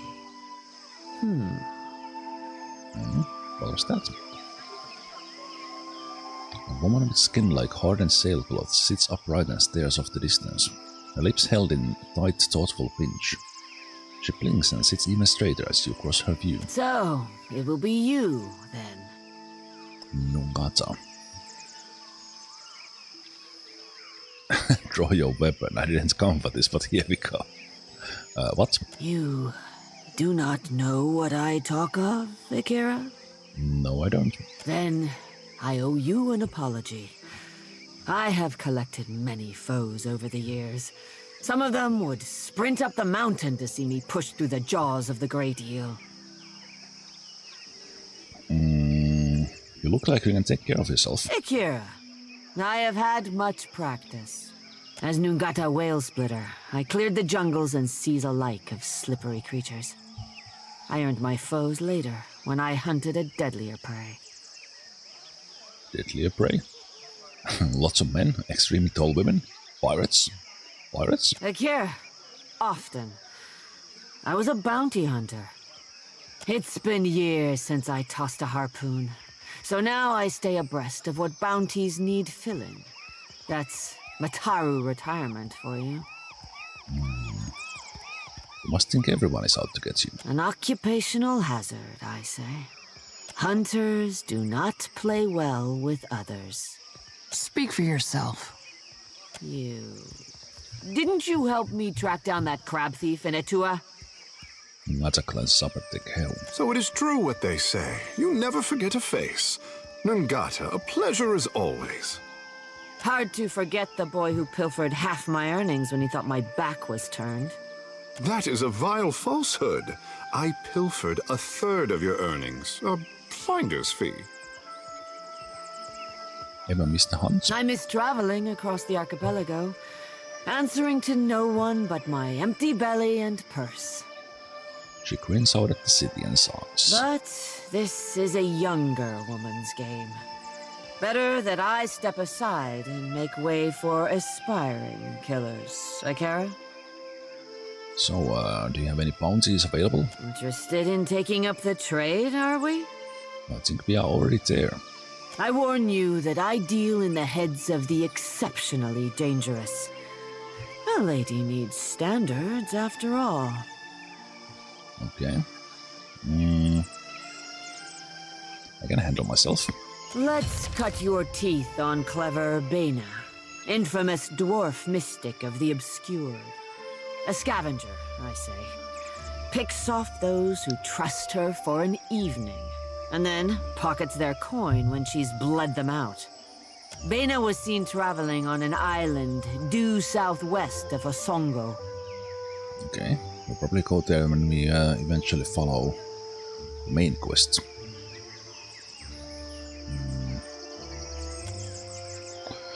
Alright. Yeah, it is beyond us. Way beyond us now. Okay, but good thing I came to look. Kind of easy to miss bounties like that. Companionship on your travels across the Deadfire? Why not take a little friend along? Wait, are you selling pets? We have many animals on offer, all well-trained and eager for a new home. Alright. Akira, you are sure to find one that suits you. Oh, all the cats. And pigs. And dogs.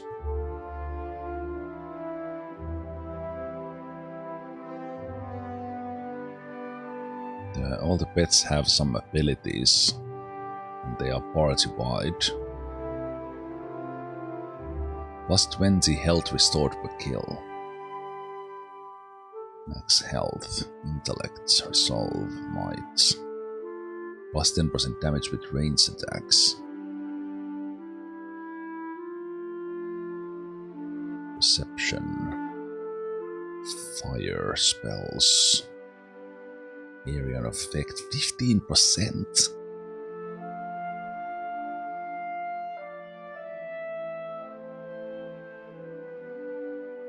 That is quite a lot. Catherine von Killian the Cat. It's a long name. Okay, like plus 15 area of effect feels a lot. I think we will get lucky here.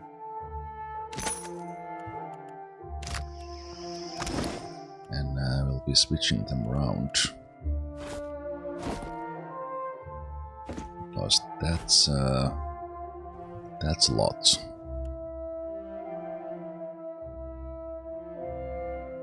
Some of the defensive ones are pretty good. Accuracy with melee attacks. So the pet effects are pretty good.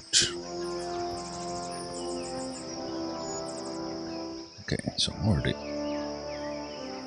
voted to go around, but let's see about these estates.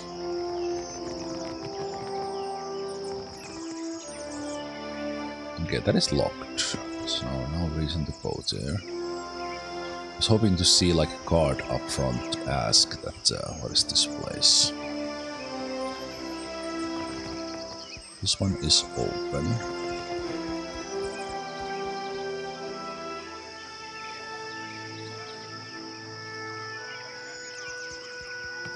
Let's knock on the front door.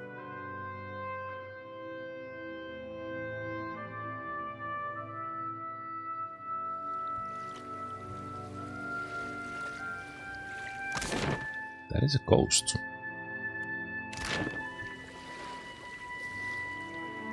Each island in this miniature model has been carefully sculpted, lined with carved rings that indicates height.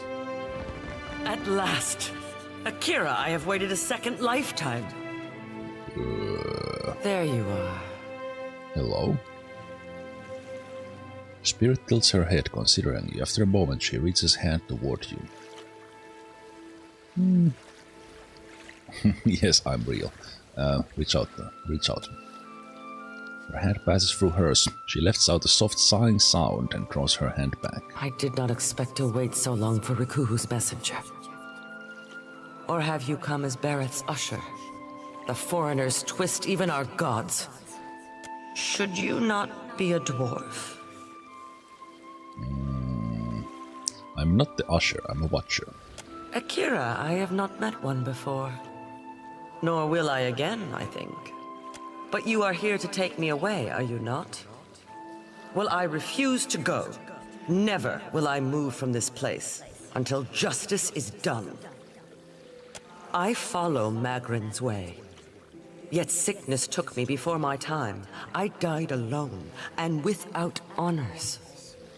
It must be put right. My body cannot be left here to rot, forgotten. I feel it there like an itch. So for everyone else, this place is empty, but we see the ghost. So who were you? I have been many things. And in performing my duties, I brought honor to my caste and to my kin. A sea captain, a great explorer, trusted advisor to the Queen herself. Now, that is before I left the sea for the mountains to make maps and guide others. Chief navigator, that is what I made of myself. Do you know where you are? I can see nothing in this place of death but distant lights. But I feel I must be close to where I died. I have not taken one step since the darkness came.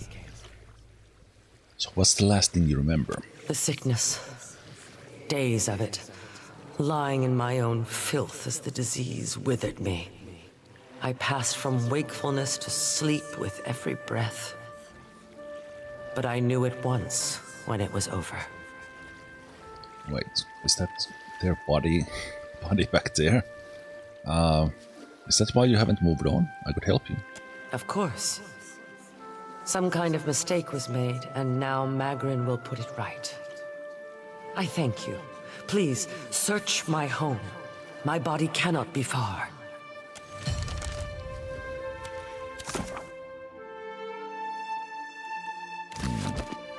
I do see the body in there. Okay.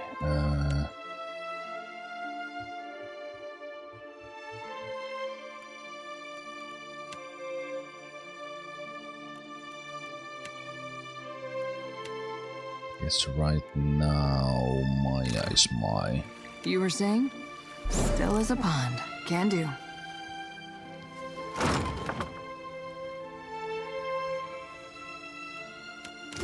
We are free to take these things.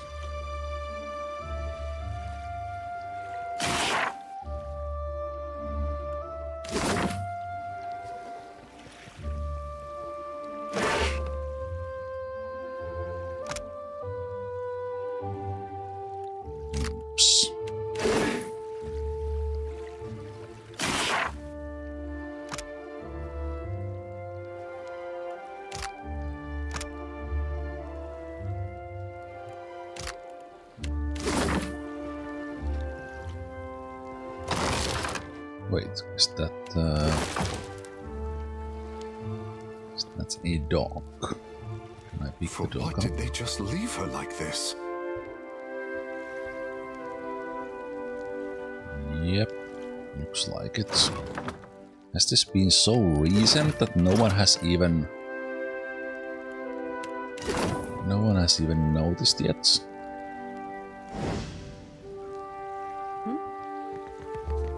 Yes, Captain.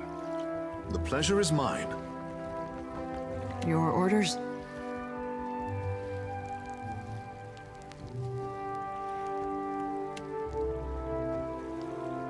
You need something? Huh? I've got it.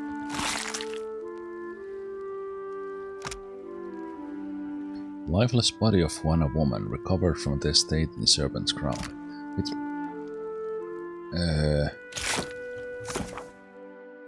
why was there that sound? She can be put to rest. Okay, do we need to bury her? Okay, stop that sound. Jesus. Must have been for several days. Nobody even knows she's dead. Huh?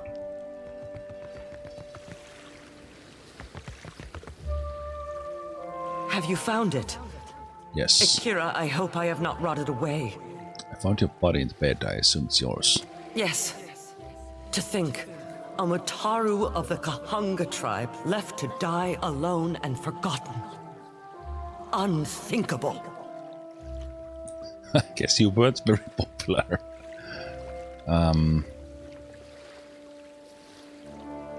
Let's not say anything yet. Truly, they did not come for me. How long has it been? My house fills with the stink of death. May it spread through all of Serpent's crown. But no matter. Now you can make it right. Take my body to the Temple of Magrin in the Sacred Stair. There is a great fire there that burns eternally. Burn my body there, so that it may be dedicated to Magrin in death. I cannot pass from this life until all is in order.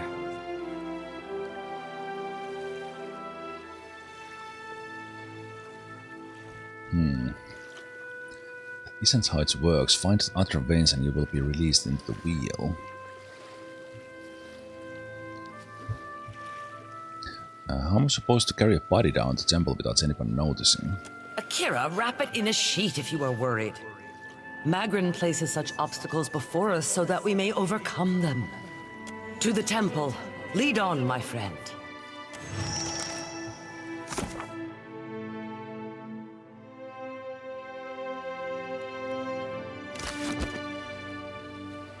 Okay.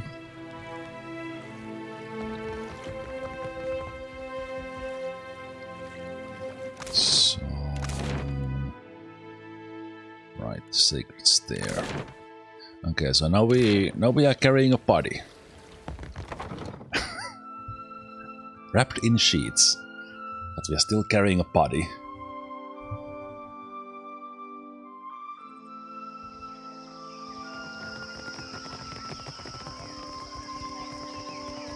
It's kind of weird. Let's just pretend that we did that last and would actually just somehow gracefully go to the temple.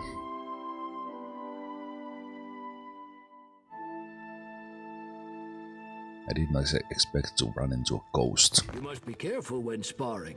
See the scratches on the wood? Wait, do we know Takano?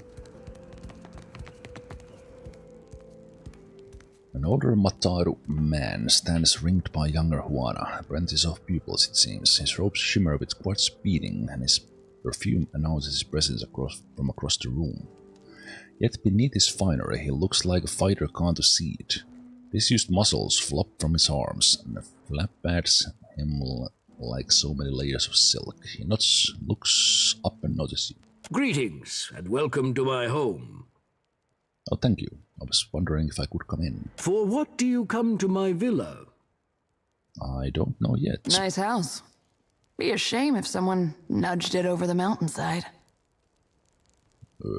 You Rauataians have the strangest sense of humor.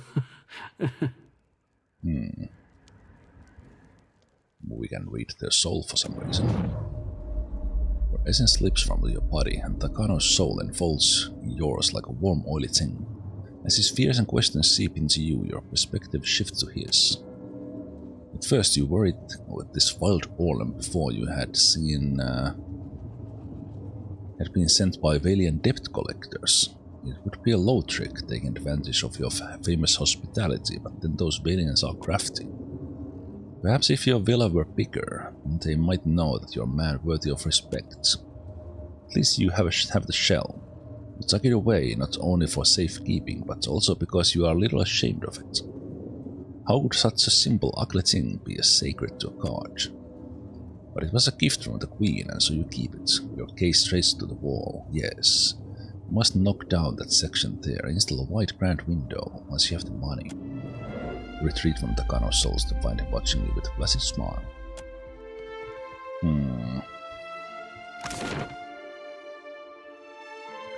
Trophy room.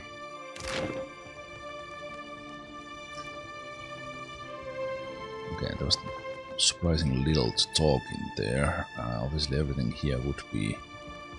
There's no real reason to be here.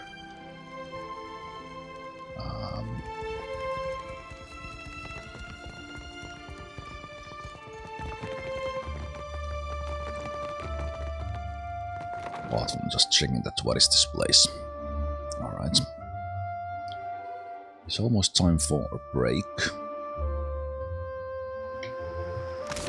So I assume I would be leaving to the east.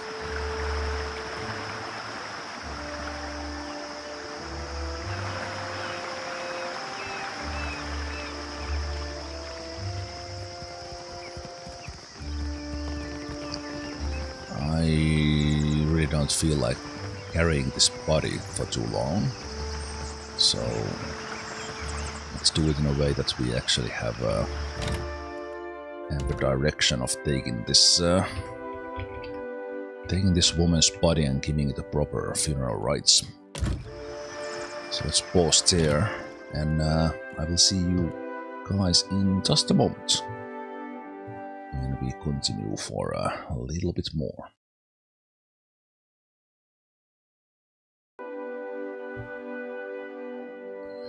Right, welcome back. Let's go and visit the Makran's temple in the sacred stair.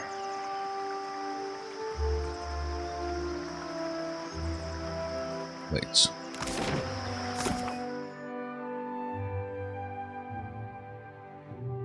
Temple of Makran in sacred stair. Oh, that was in the center. It's not like the... It's not. It's neither of these. Yeah. It was there in the center.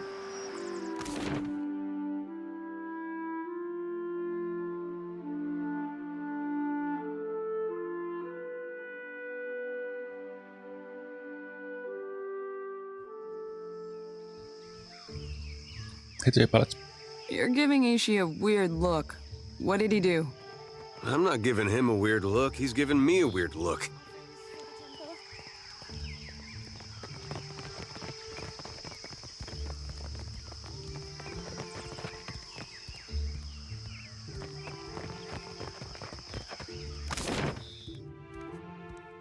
Yeah, Makran's temple is in the center, but so we're just gonna go. Maybe we should talk to this head priest here. Is the head priest here?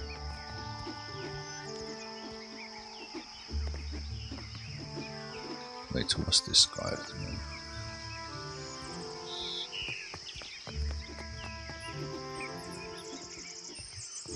Oh, there they are. Okay. We're just gonna come here and dump a body in this one. Feels a little weird. Each obstacle is a challenge we must answer. These are whetstones that sharpen us into fine blades. Muhai has passed. I'd like to commit her body to the flames. Muhai? Rhys' calm demeanor is shattered by his hissed utterance. He glances around you both. Muhai has broken with Wahana.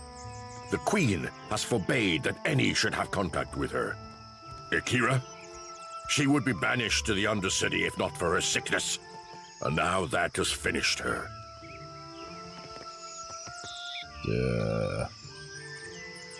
I don't care about your customs. I need your spirit to leave me alone. Oh, what do you mean? The sharing of resources among the tribe. For what do we let the Mataru rule us, if not to dispense Wahana in fairness? A group of the Wapua came to seek Muhai's counsel, for she was known as a great navigator. Muhai was of the Oweki before she came to Neketaka. The Oweki and Wapua were enemies for many years, before Queen Onekaza's time. Muhai misled the hunting party, and they were lost. All of us are Kahanga now.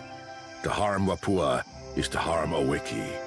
As Muhai turned her back upon her kin, so we were commanded to turn ours upon her. The Queen would have us join our tribes into one raised fist. She could not let Muhai's crime stand.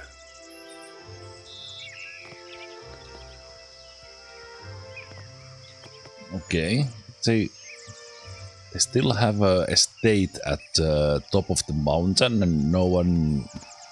Okay, I don't understand this. So their tradition is just to ghost someone, like literally. We have a ton of resolve here. Depend upon the Queen instead of fighting your own battles.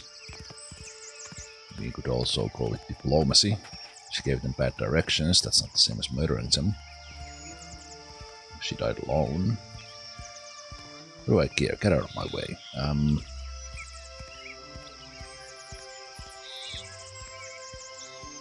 I think my would be like diplomacy. She gave them bad direction. That's not the same as murdering them. There are those who kill by sword and those who kill by cunning. To the dead, it makes no difference. I wish the coast was right here so we could talk to the coast as well instead of running back.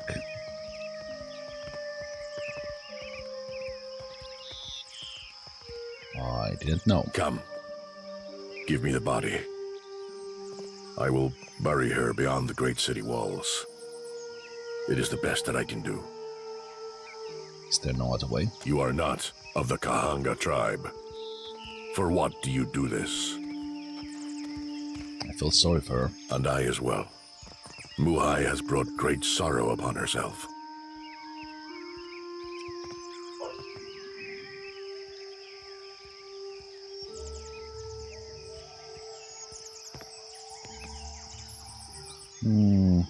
No. She asked, and I will burn her body. You would defy the word of our queen?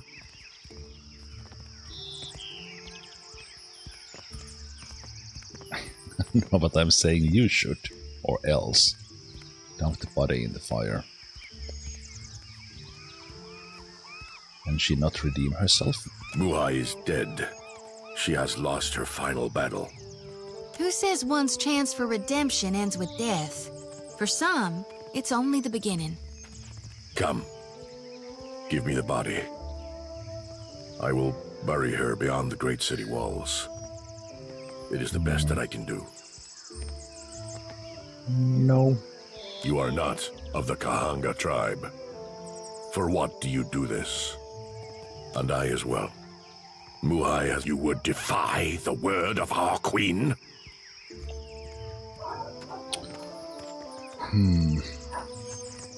Okay, calm down, dogs. So my neighbor's dogs are out in the back here.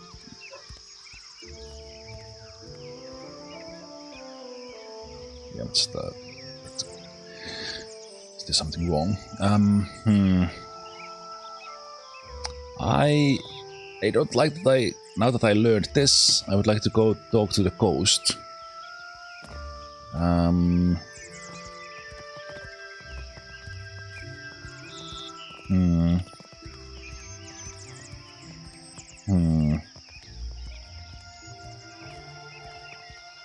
Come. Give me the bar. You would defy the word of our queen? I really don't like this, that I have to make a decision here instead of talking to the queen, instead of talking to the ghost. So we're gonna dump the body in the fire. You heave your grim burden into the brazier where it lands with scattering embers. The body burns with unnatural swiftness in flames, reduced to ash within what seems to be a mere moments.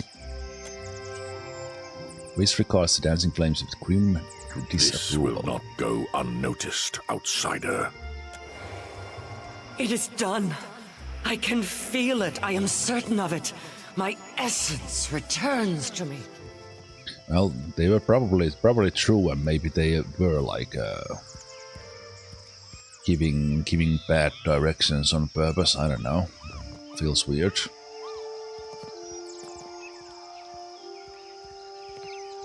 You have greater loyalty within you than those of my own blood, Watcher. You have freed me. Go away already. And the treasure? Let's just note. When I was yet not too sick to rise, and had hope of leaving the city, I hid away a jewel with which I could buy passage. Climb the temple steps and search among the pillars. You will find it behind a loose stone. I will not sail again. Perhaps you can make use of it. I will find my way from here. Amira's winds blow sweet upon you, Watcher. May you always find what you seek.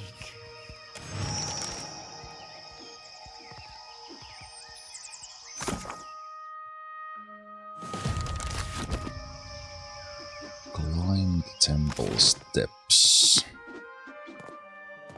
It's probably in there then. Okay.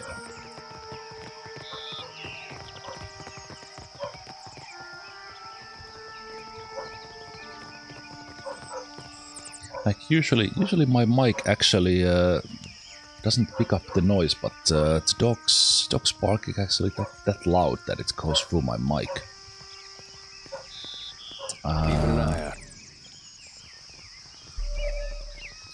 Blue stone.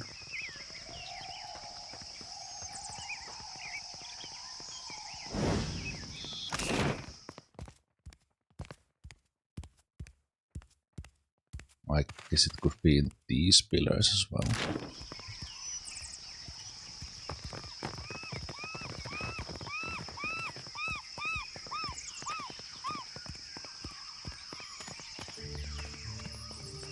Zealous focus. Where's Speak your mind. Speak freely. You were saying? Pillars.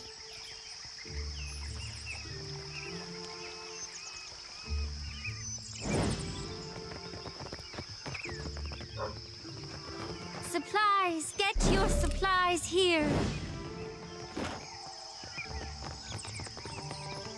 The dog's bark sounds like it's in the game. Well, we can roleplay that there's some dogs in the city, like there are. Oh, there's one.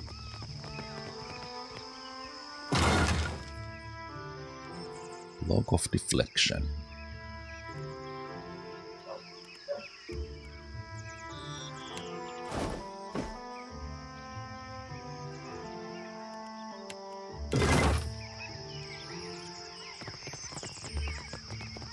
Still as a pond.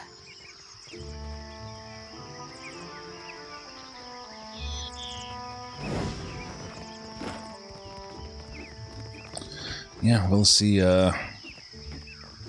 See what that purring of the corpse does.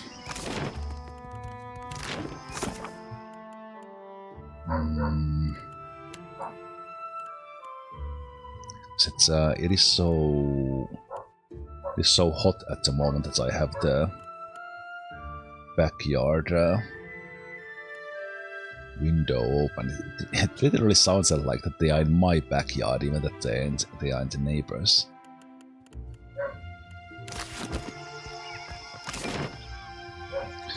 Okay, I was supposed to go to the college, but that's a little bit beyond us.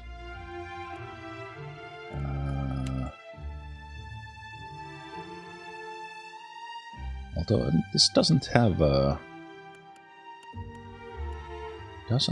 like that it would be above of us, and then we have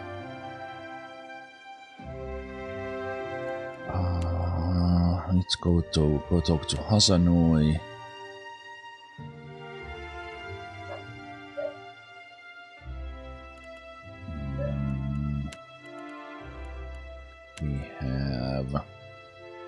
We should go talk to Nirra.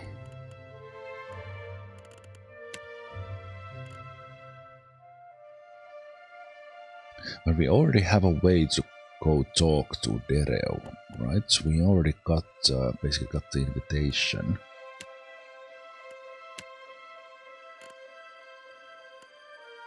What was that?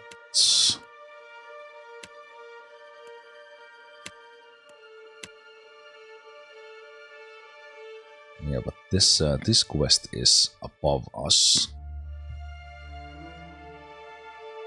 Meet the mysterious figure. Someone important wants to see me. Yeah, this one shows higher level, but then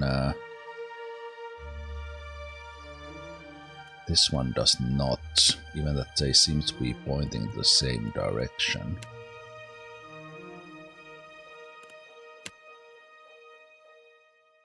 We have this guy's. Let's go to Queen's Birth.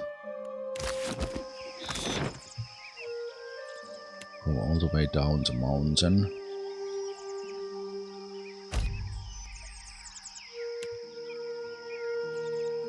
And see what we can do in there. Oh, group of Principi sailors approach you in the streets. We're gonna get into fight. Or they didn't like me burning that body. Tell her, a moment. Random added sealed fate, okay. A tall, wiry man blocks your path. He wears a sly smile, as one might wear their most comfortable trousers. I saw you speak to my dear amico Degnos, so I thought to myself, why, Talfor, you must meet her too.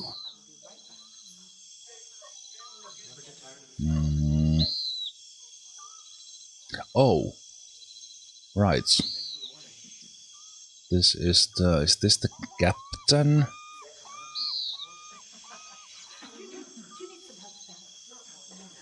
Why would we punch them? So the satchel we took. Okay, I guess we can say that their errand boy lost their satchel. Or what business is it to yours who I talk to?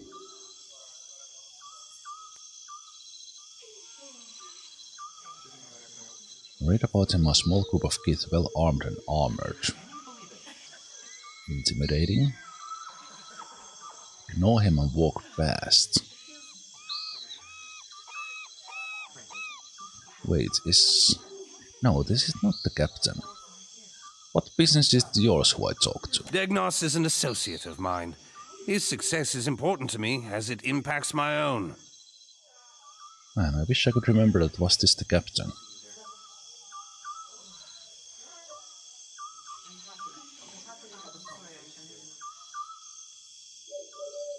I guess I could say that the errand boy lost his satchel. That is good to hear. So rare it is that I am glad of a stranger's interference.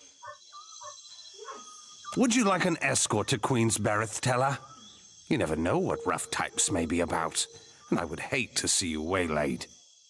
So this word Tella, Valiant term for an unmarried woman.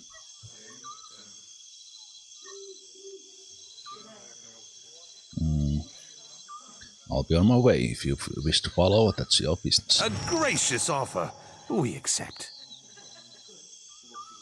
Per Guano, let us be off.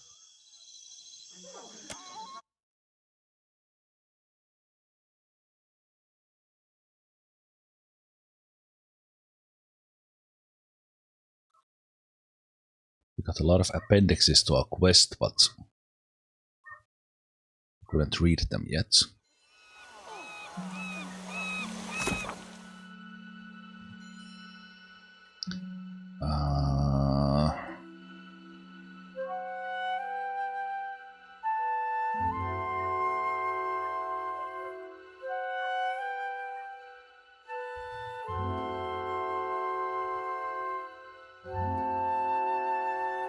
No, Avetta is the captain. Who the fuck is this guy?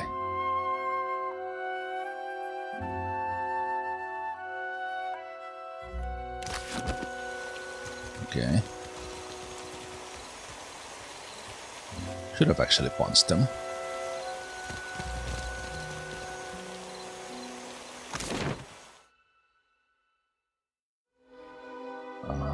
They told us in the Peddler's Canal, yeah.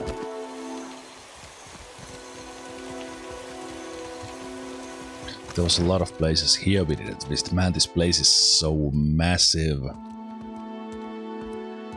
I think I will leave some stuff unexplored and just go do something. Like again, like of a brother? You there? Have you seen Laro Badato? Like my character doesn't have a reason to go everywhere. Well, now this lady spoke to me.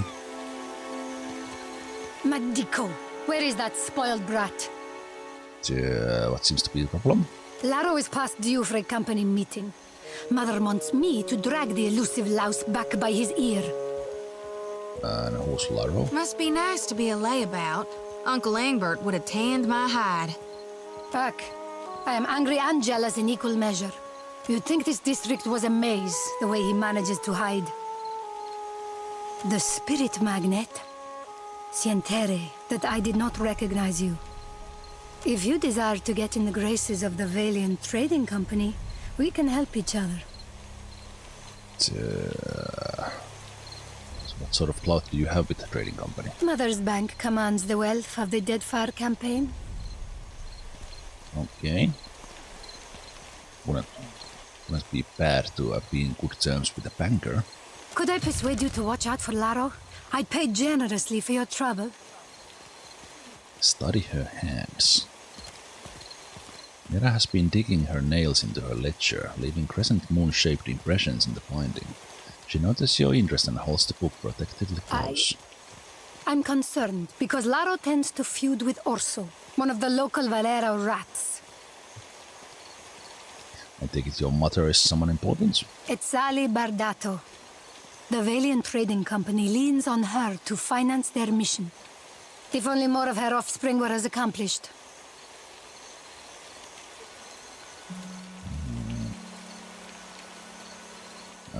What do you mean by Valera rats? The Valeras.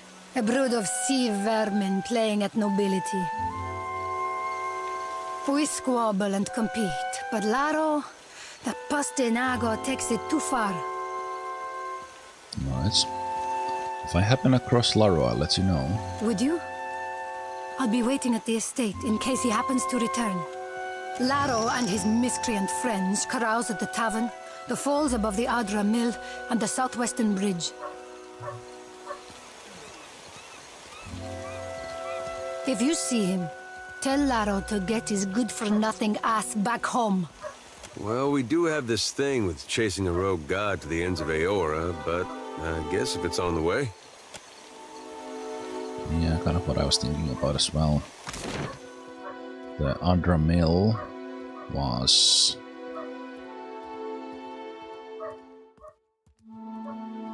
Adra Mill was here, southwestern bridge.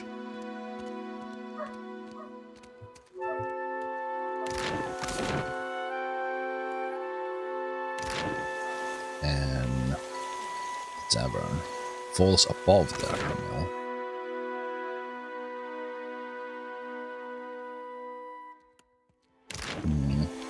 Did I see someone there just while we were close?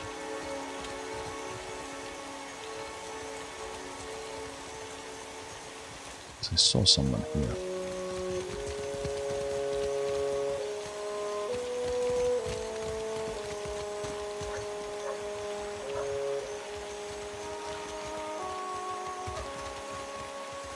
Someone's coming.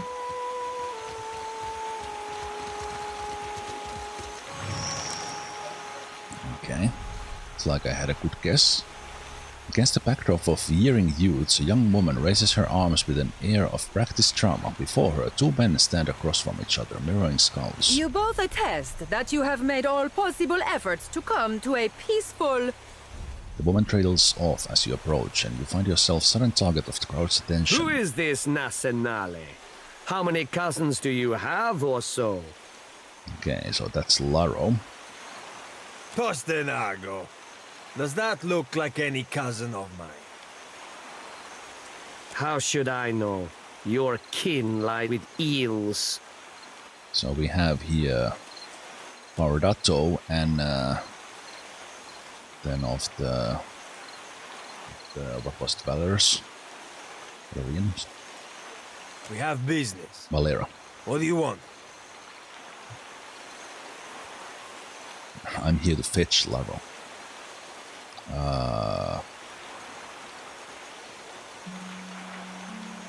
My character wouldn't go with like I don't want any trouble. What's going on in here? This doesn't concern you.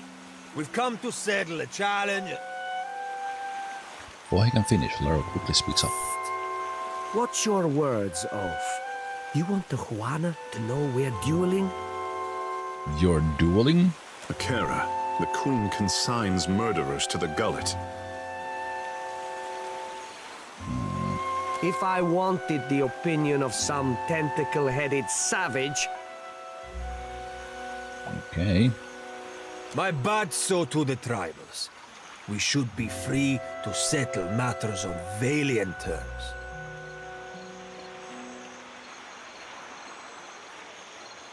Kill each other if you don't like. Laro, what say you? We are civil enough to kill each other without making an incident out of it. I suppose you have a good reason for this duel? This street thug called my family a warren of corrupt inbreds. But is there a dung heap in all the world that does not have a little Valera cousin scratching through it? Oh, jeez, can I just shoot both of them? That wolf he calls mother would have us live out our days polishing Bardato silver. With resolve. I am a watcher. Do you have any idea what I can do to you? Does this have to be settled by death? 10 copper pieces on Laro, 10 copper pieces on Orso. Yeah. Does this have to be settled by death? Surely there are better alternatives. Now who's being naive?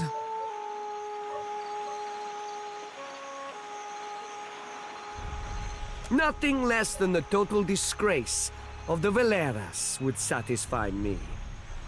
Then you will die unfulfilled.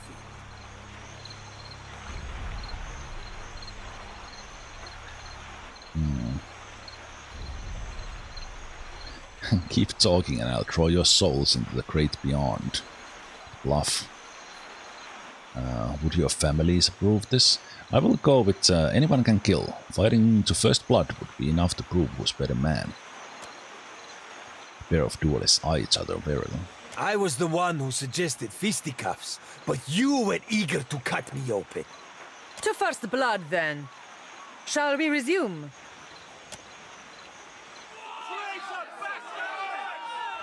The duelists square off and tentatively circle each other. Stocky Orso moves with heavy strides while Laro takes precise measured steps.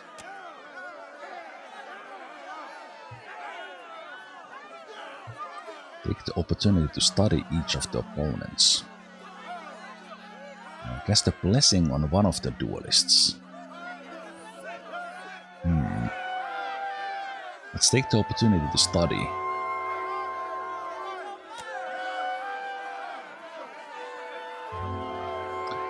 Oh wait, I only have one insight. My streetwise is 2 insights.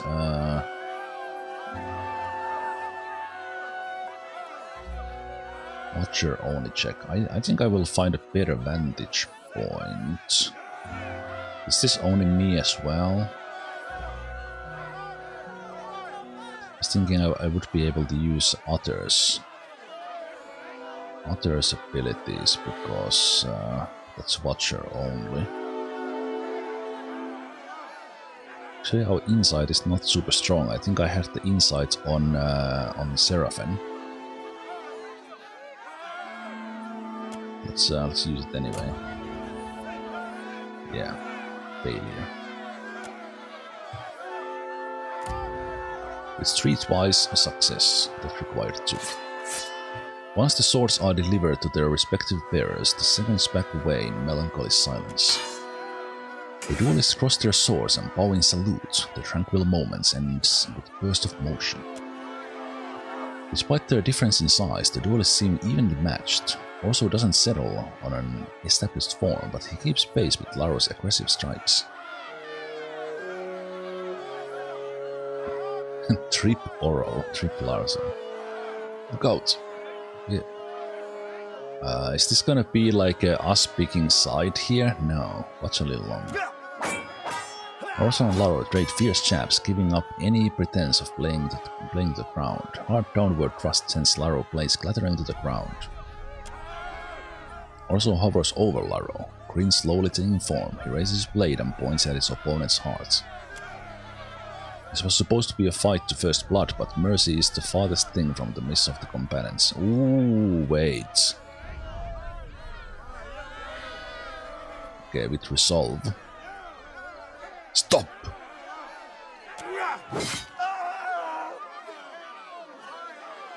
Orso's killing stab goes widely askew, missing his opponent's heart and instead carving a long slice across Laro's cheek. He was about to kill them.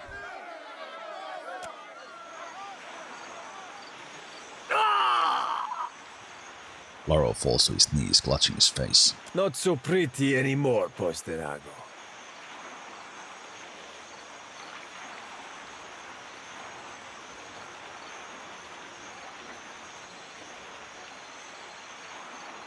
Laro, go fight your sister, shows she knows you're lost. This does not end here, Valera dog. Just make sure the other Bardatos learn from your example.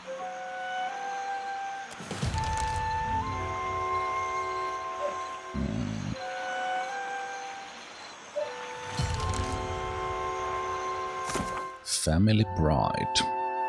Investigate the ongoing feud between the Bardato and Valera families. High-level quest from here on out.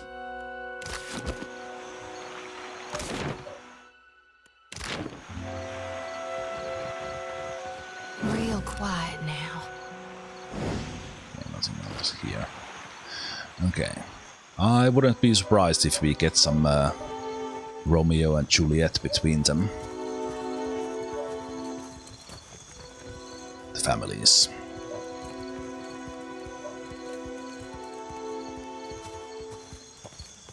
And this looks like it continues to this roof and I keep on clicking on it. Okay. Distraction. Who the hell was the guy who talked to us on the way in?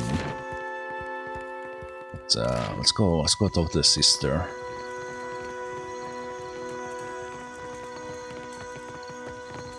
We did get the quest experience already, but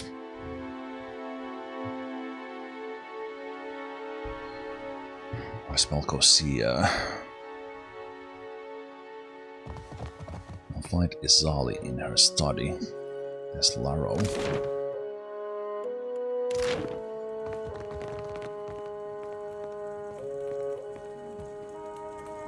Yeah? My face still hurts, but not as badly as a sword through the gut. Yep. You could have died. Who's Nera? Laro has returned to the estate intact. Perfetto. Oh wait, this was the one we talked to. Too much Bardato blood has been spilled in the name of Vengiata. Mm-hmm.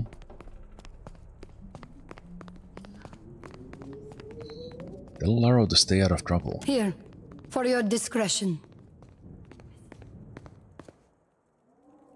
You have not met Mother, have you? I have not. I'm certain she'll have work for someone invested in the family. My face still hurts, but not Our as family badly can't as go a on like sword this. through the gut. I don't know, but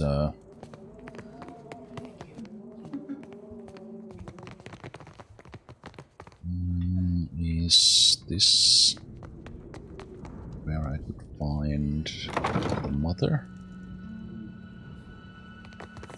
Ah, yes, the newcomer. I thought you might visit. Lady Izali Bardato. Custom dictates, I say, at your service. But I have not the time for such lies. It's pretty interesting looking armor. Not too many have been ready for battle in the city. You saw my son dueling with the Valera boy. At least he survives to learn from his mistakes. Well, yeah, it was pretty close that he would not be alive. Those who aid my blood profit by it. Okay, I take the money. When Valera and Bardato cross each other, only blood and sorrow remain. I could always kill a few Valeras. I'm not. That's not me. Do you see your families ever making peace? Perhaps in time, if great Wodika judges us worthy of supporting the company.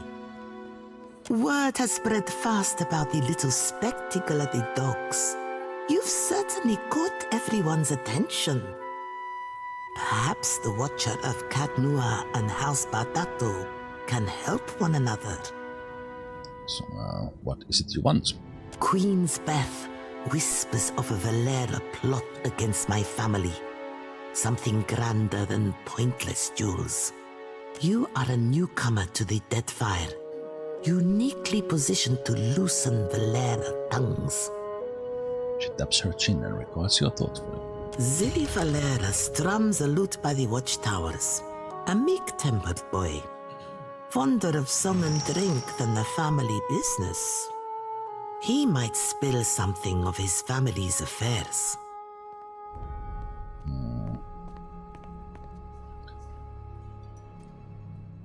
Streetwise get some good word in with the Valiant Trading Company. What if there is no plots against the Bardatos? Then I will sleep better at night. My hopes do not hinge on being proven right at every turn.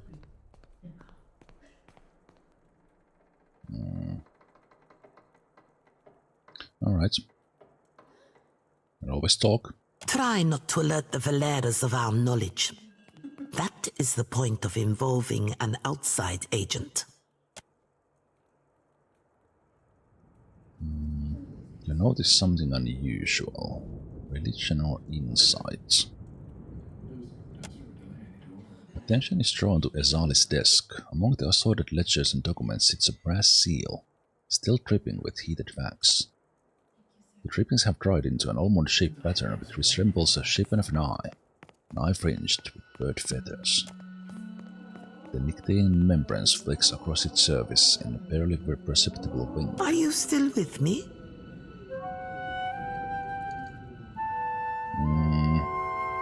Your desk, the eye.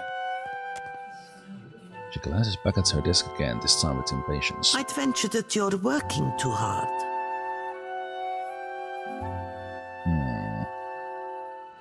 So, why are you feuding with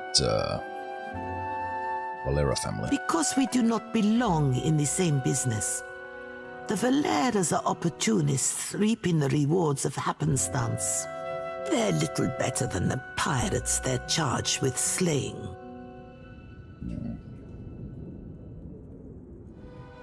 The family seems very well established here. Ugh. My bank shoulders the cost of the Valiant Trading Company's operations in the Deadfire. It is said that no Valiant may wipe themselves unless a Bardato signature approves it first. If that's true, we gotta stop shaking hands with them. I'm certain you've touched worse, farmhand. Alright.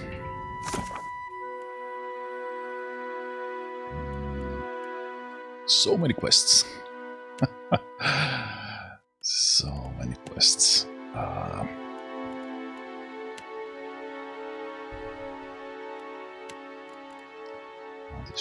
Bounties. Find Silly Valera. Places loot around one of the local watchtowers. Well, we'll see. I can see that there's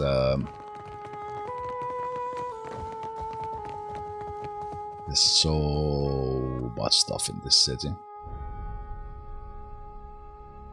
Let's try to go and finish returning the satchel. And I'm now curious, like, who was the guy who interrupted us? As I kind of had already forgotten. Down. Adair, what are you hiding in your pack? Huh. Didn't think Ishi knew how to smoke. So, Peddler's Canal is the way we need to go. Let's save here in case this gets ugly. Can I even remember how to fight anymore? It's been like 10 hours since the previous fighting game.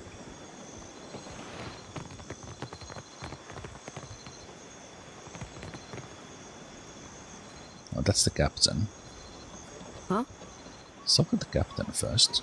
Where is my seal? Postinago, did you take it again? She grabs Deknos by the arm and shakes him. He winces and ducks his head, making no move to escape her. You will feel the bite of the cat's tail if you have lost it, boy.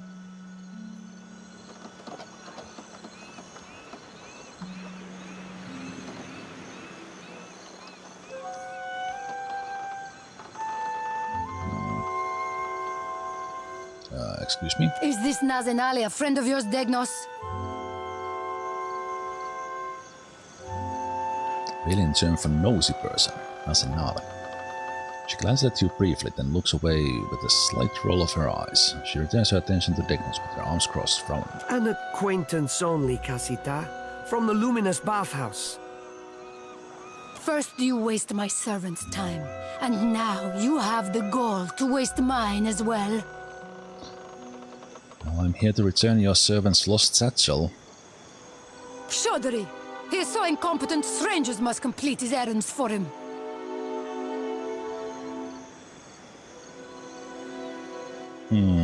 Your servant is awfully nervous about the satchel. Shall we open it? And that is not a... Casita, please do not. Tiveras! Degnos, you will explain this.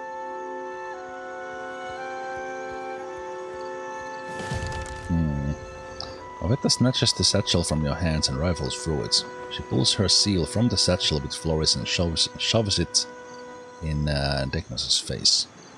And what is this, eh?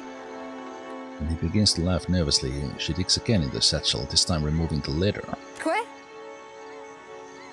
Okay, you should not be reading their letter. She opens the letter and begins to read. With a strangled cry, Degnos has stumbled back and takes off running full pelt down the docks.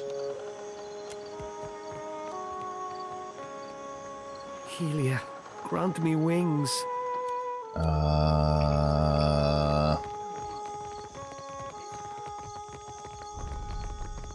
Should I have talked to the guy first?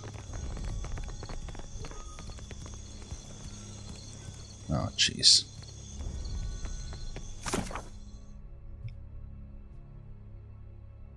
Degnos' betrayal.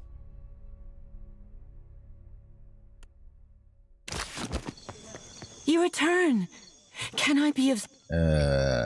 Wait.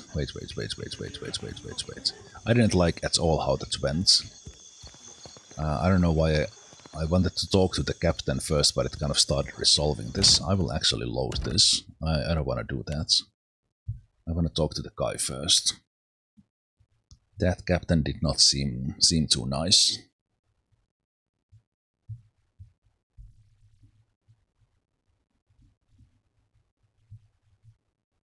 might go that way anyway. But kind of if it goes a different way when I talk to the guy first, then this is like very different from anything in Pillars 1, where kind of every choice is made with decision in the dialogue. But in this one, it seems to be a little different. Cozy, Tella, you have found the satchel. Yeah. So yeah, we can talk to them first. Yeah, here's the satchel. Tiverus! Perfetto! This is magnificent! So even if they are right there, it goes differently who you talk first. Oh, that's pretty cool. I am in your debt, Aimika. Truly. I don't know. I have a feeling you should leave this, Captain. Please, take this. You do not know what you have done for me. I will reward you properly someday. You will see.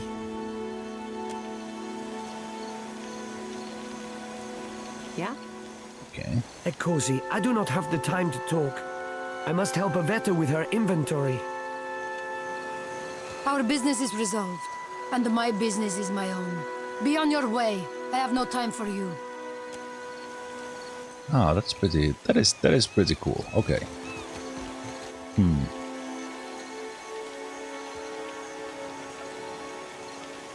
Basically, making a choice by who I talk to. Let's remember that, so I don't need to reload anymore and actually make the decision with the click. But I take that for a blind playthrough load. That now I know.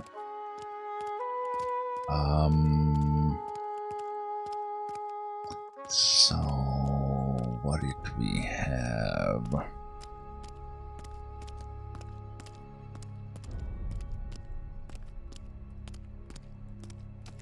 It's the Valiant Company, we need to talk to them.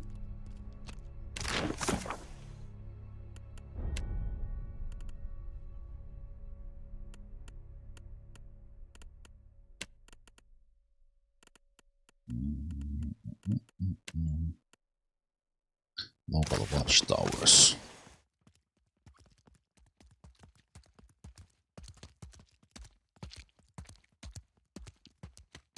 Is a watchtower? I think that's a watchtower.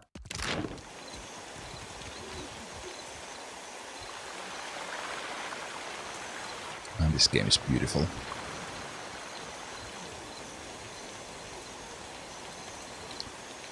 Beautiful.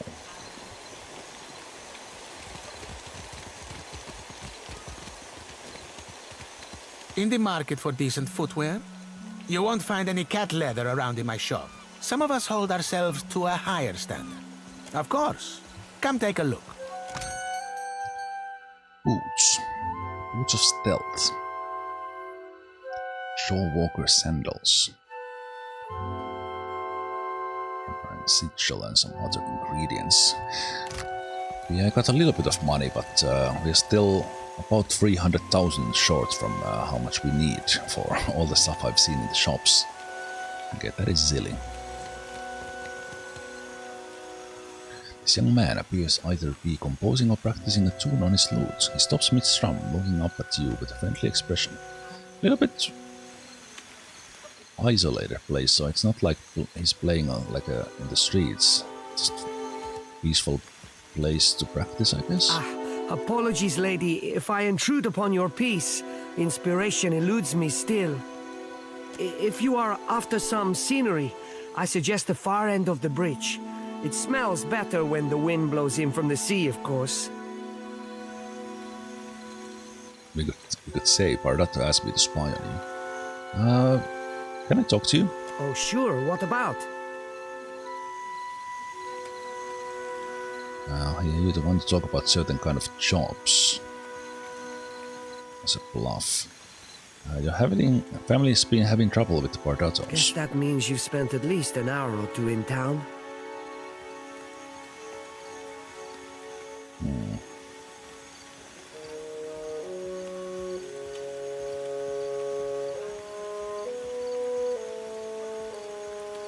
Let's go with the smart.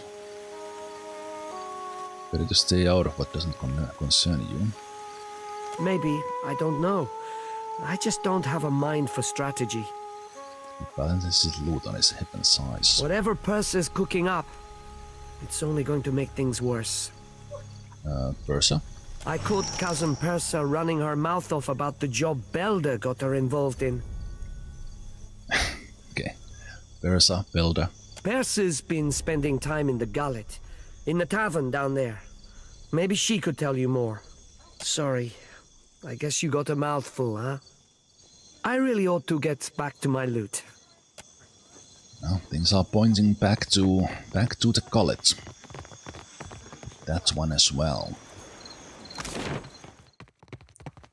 So we still have at least we have the Valiant Trading Company boss to talk to. We need to go back to the Brass Citadel to talk to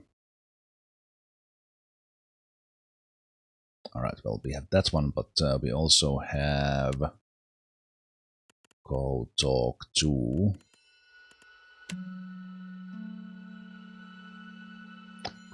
go talk to Hasanui Karu in Brass Citadel of the Royal Deadfire Company. So I think it's probably good to play both sides until we have to make a choice. Something my character would do. And I feel that is smart as well.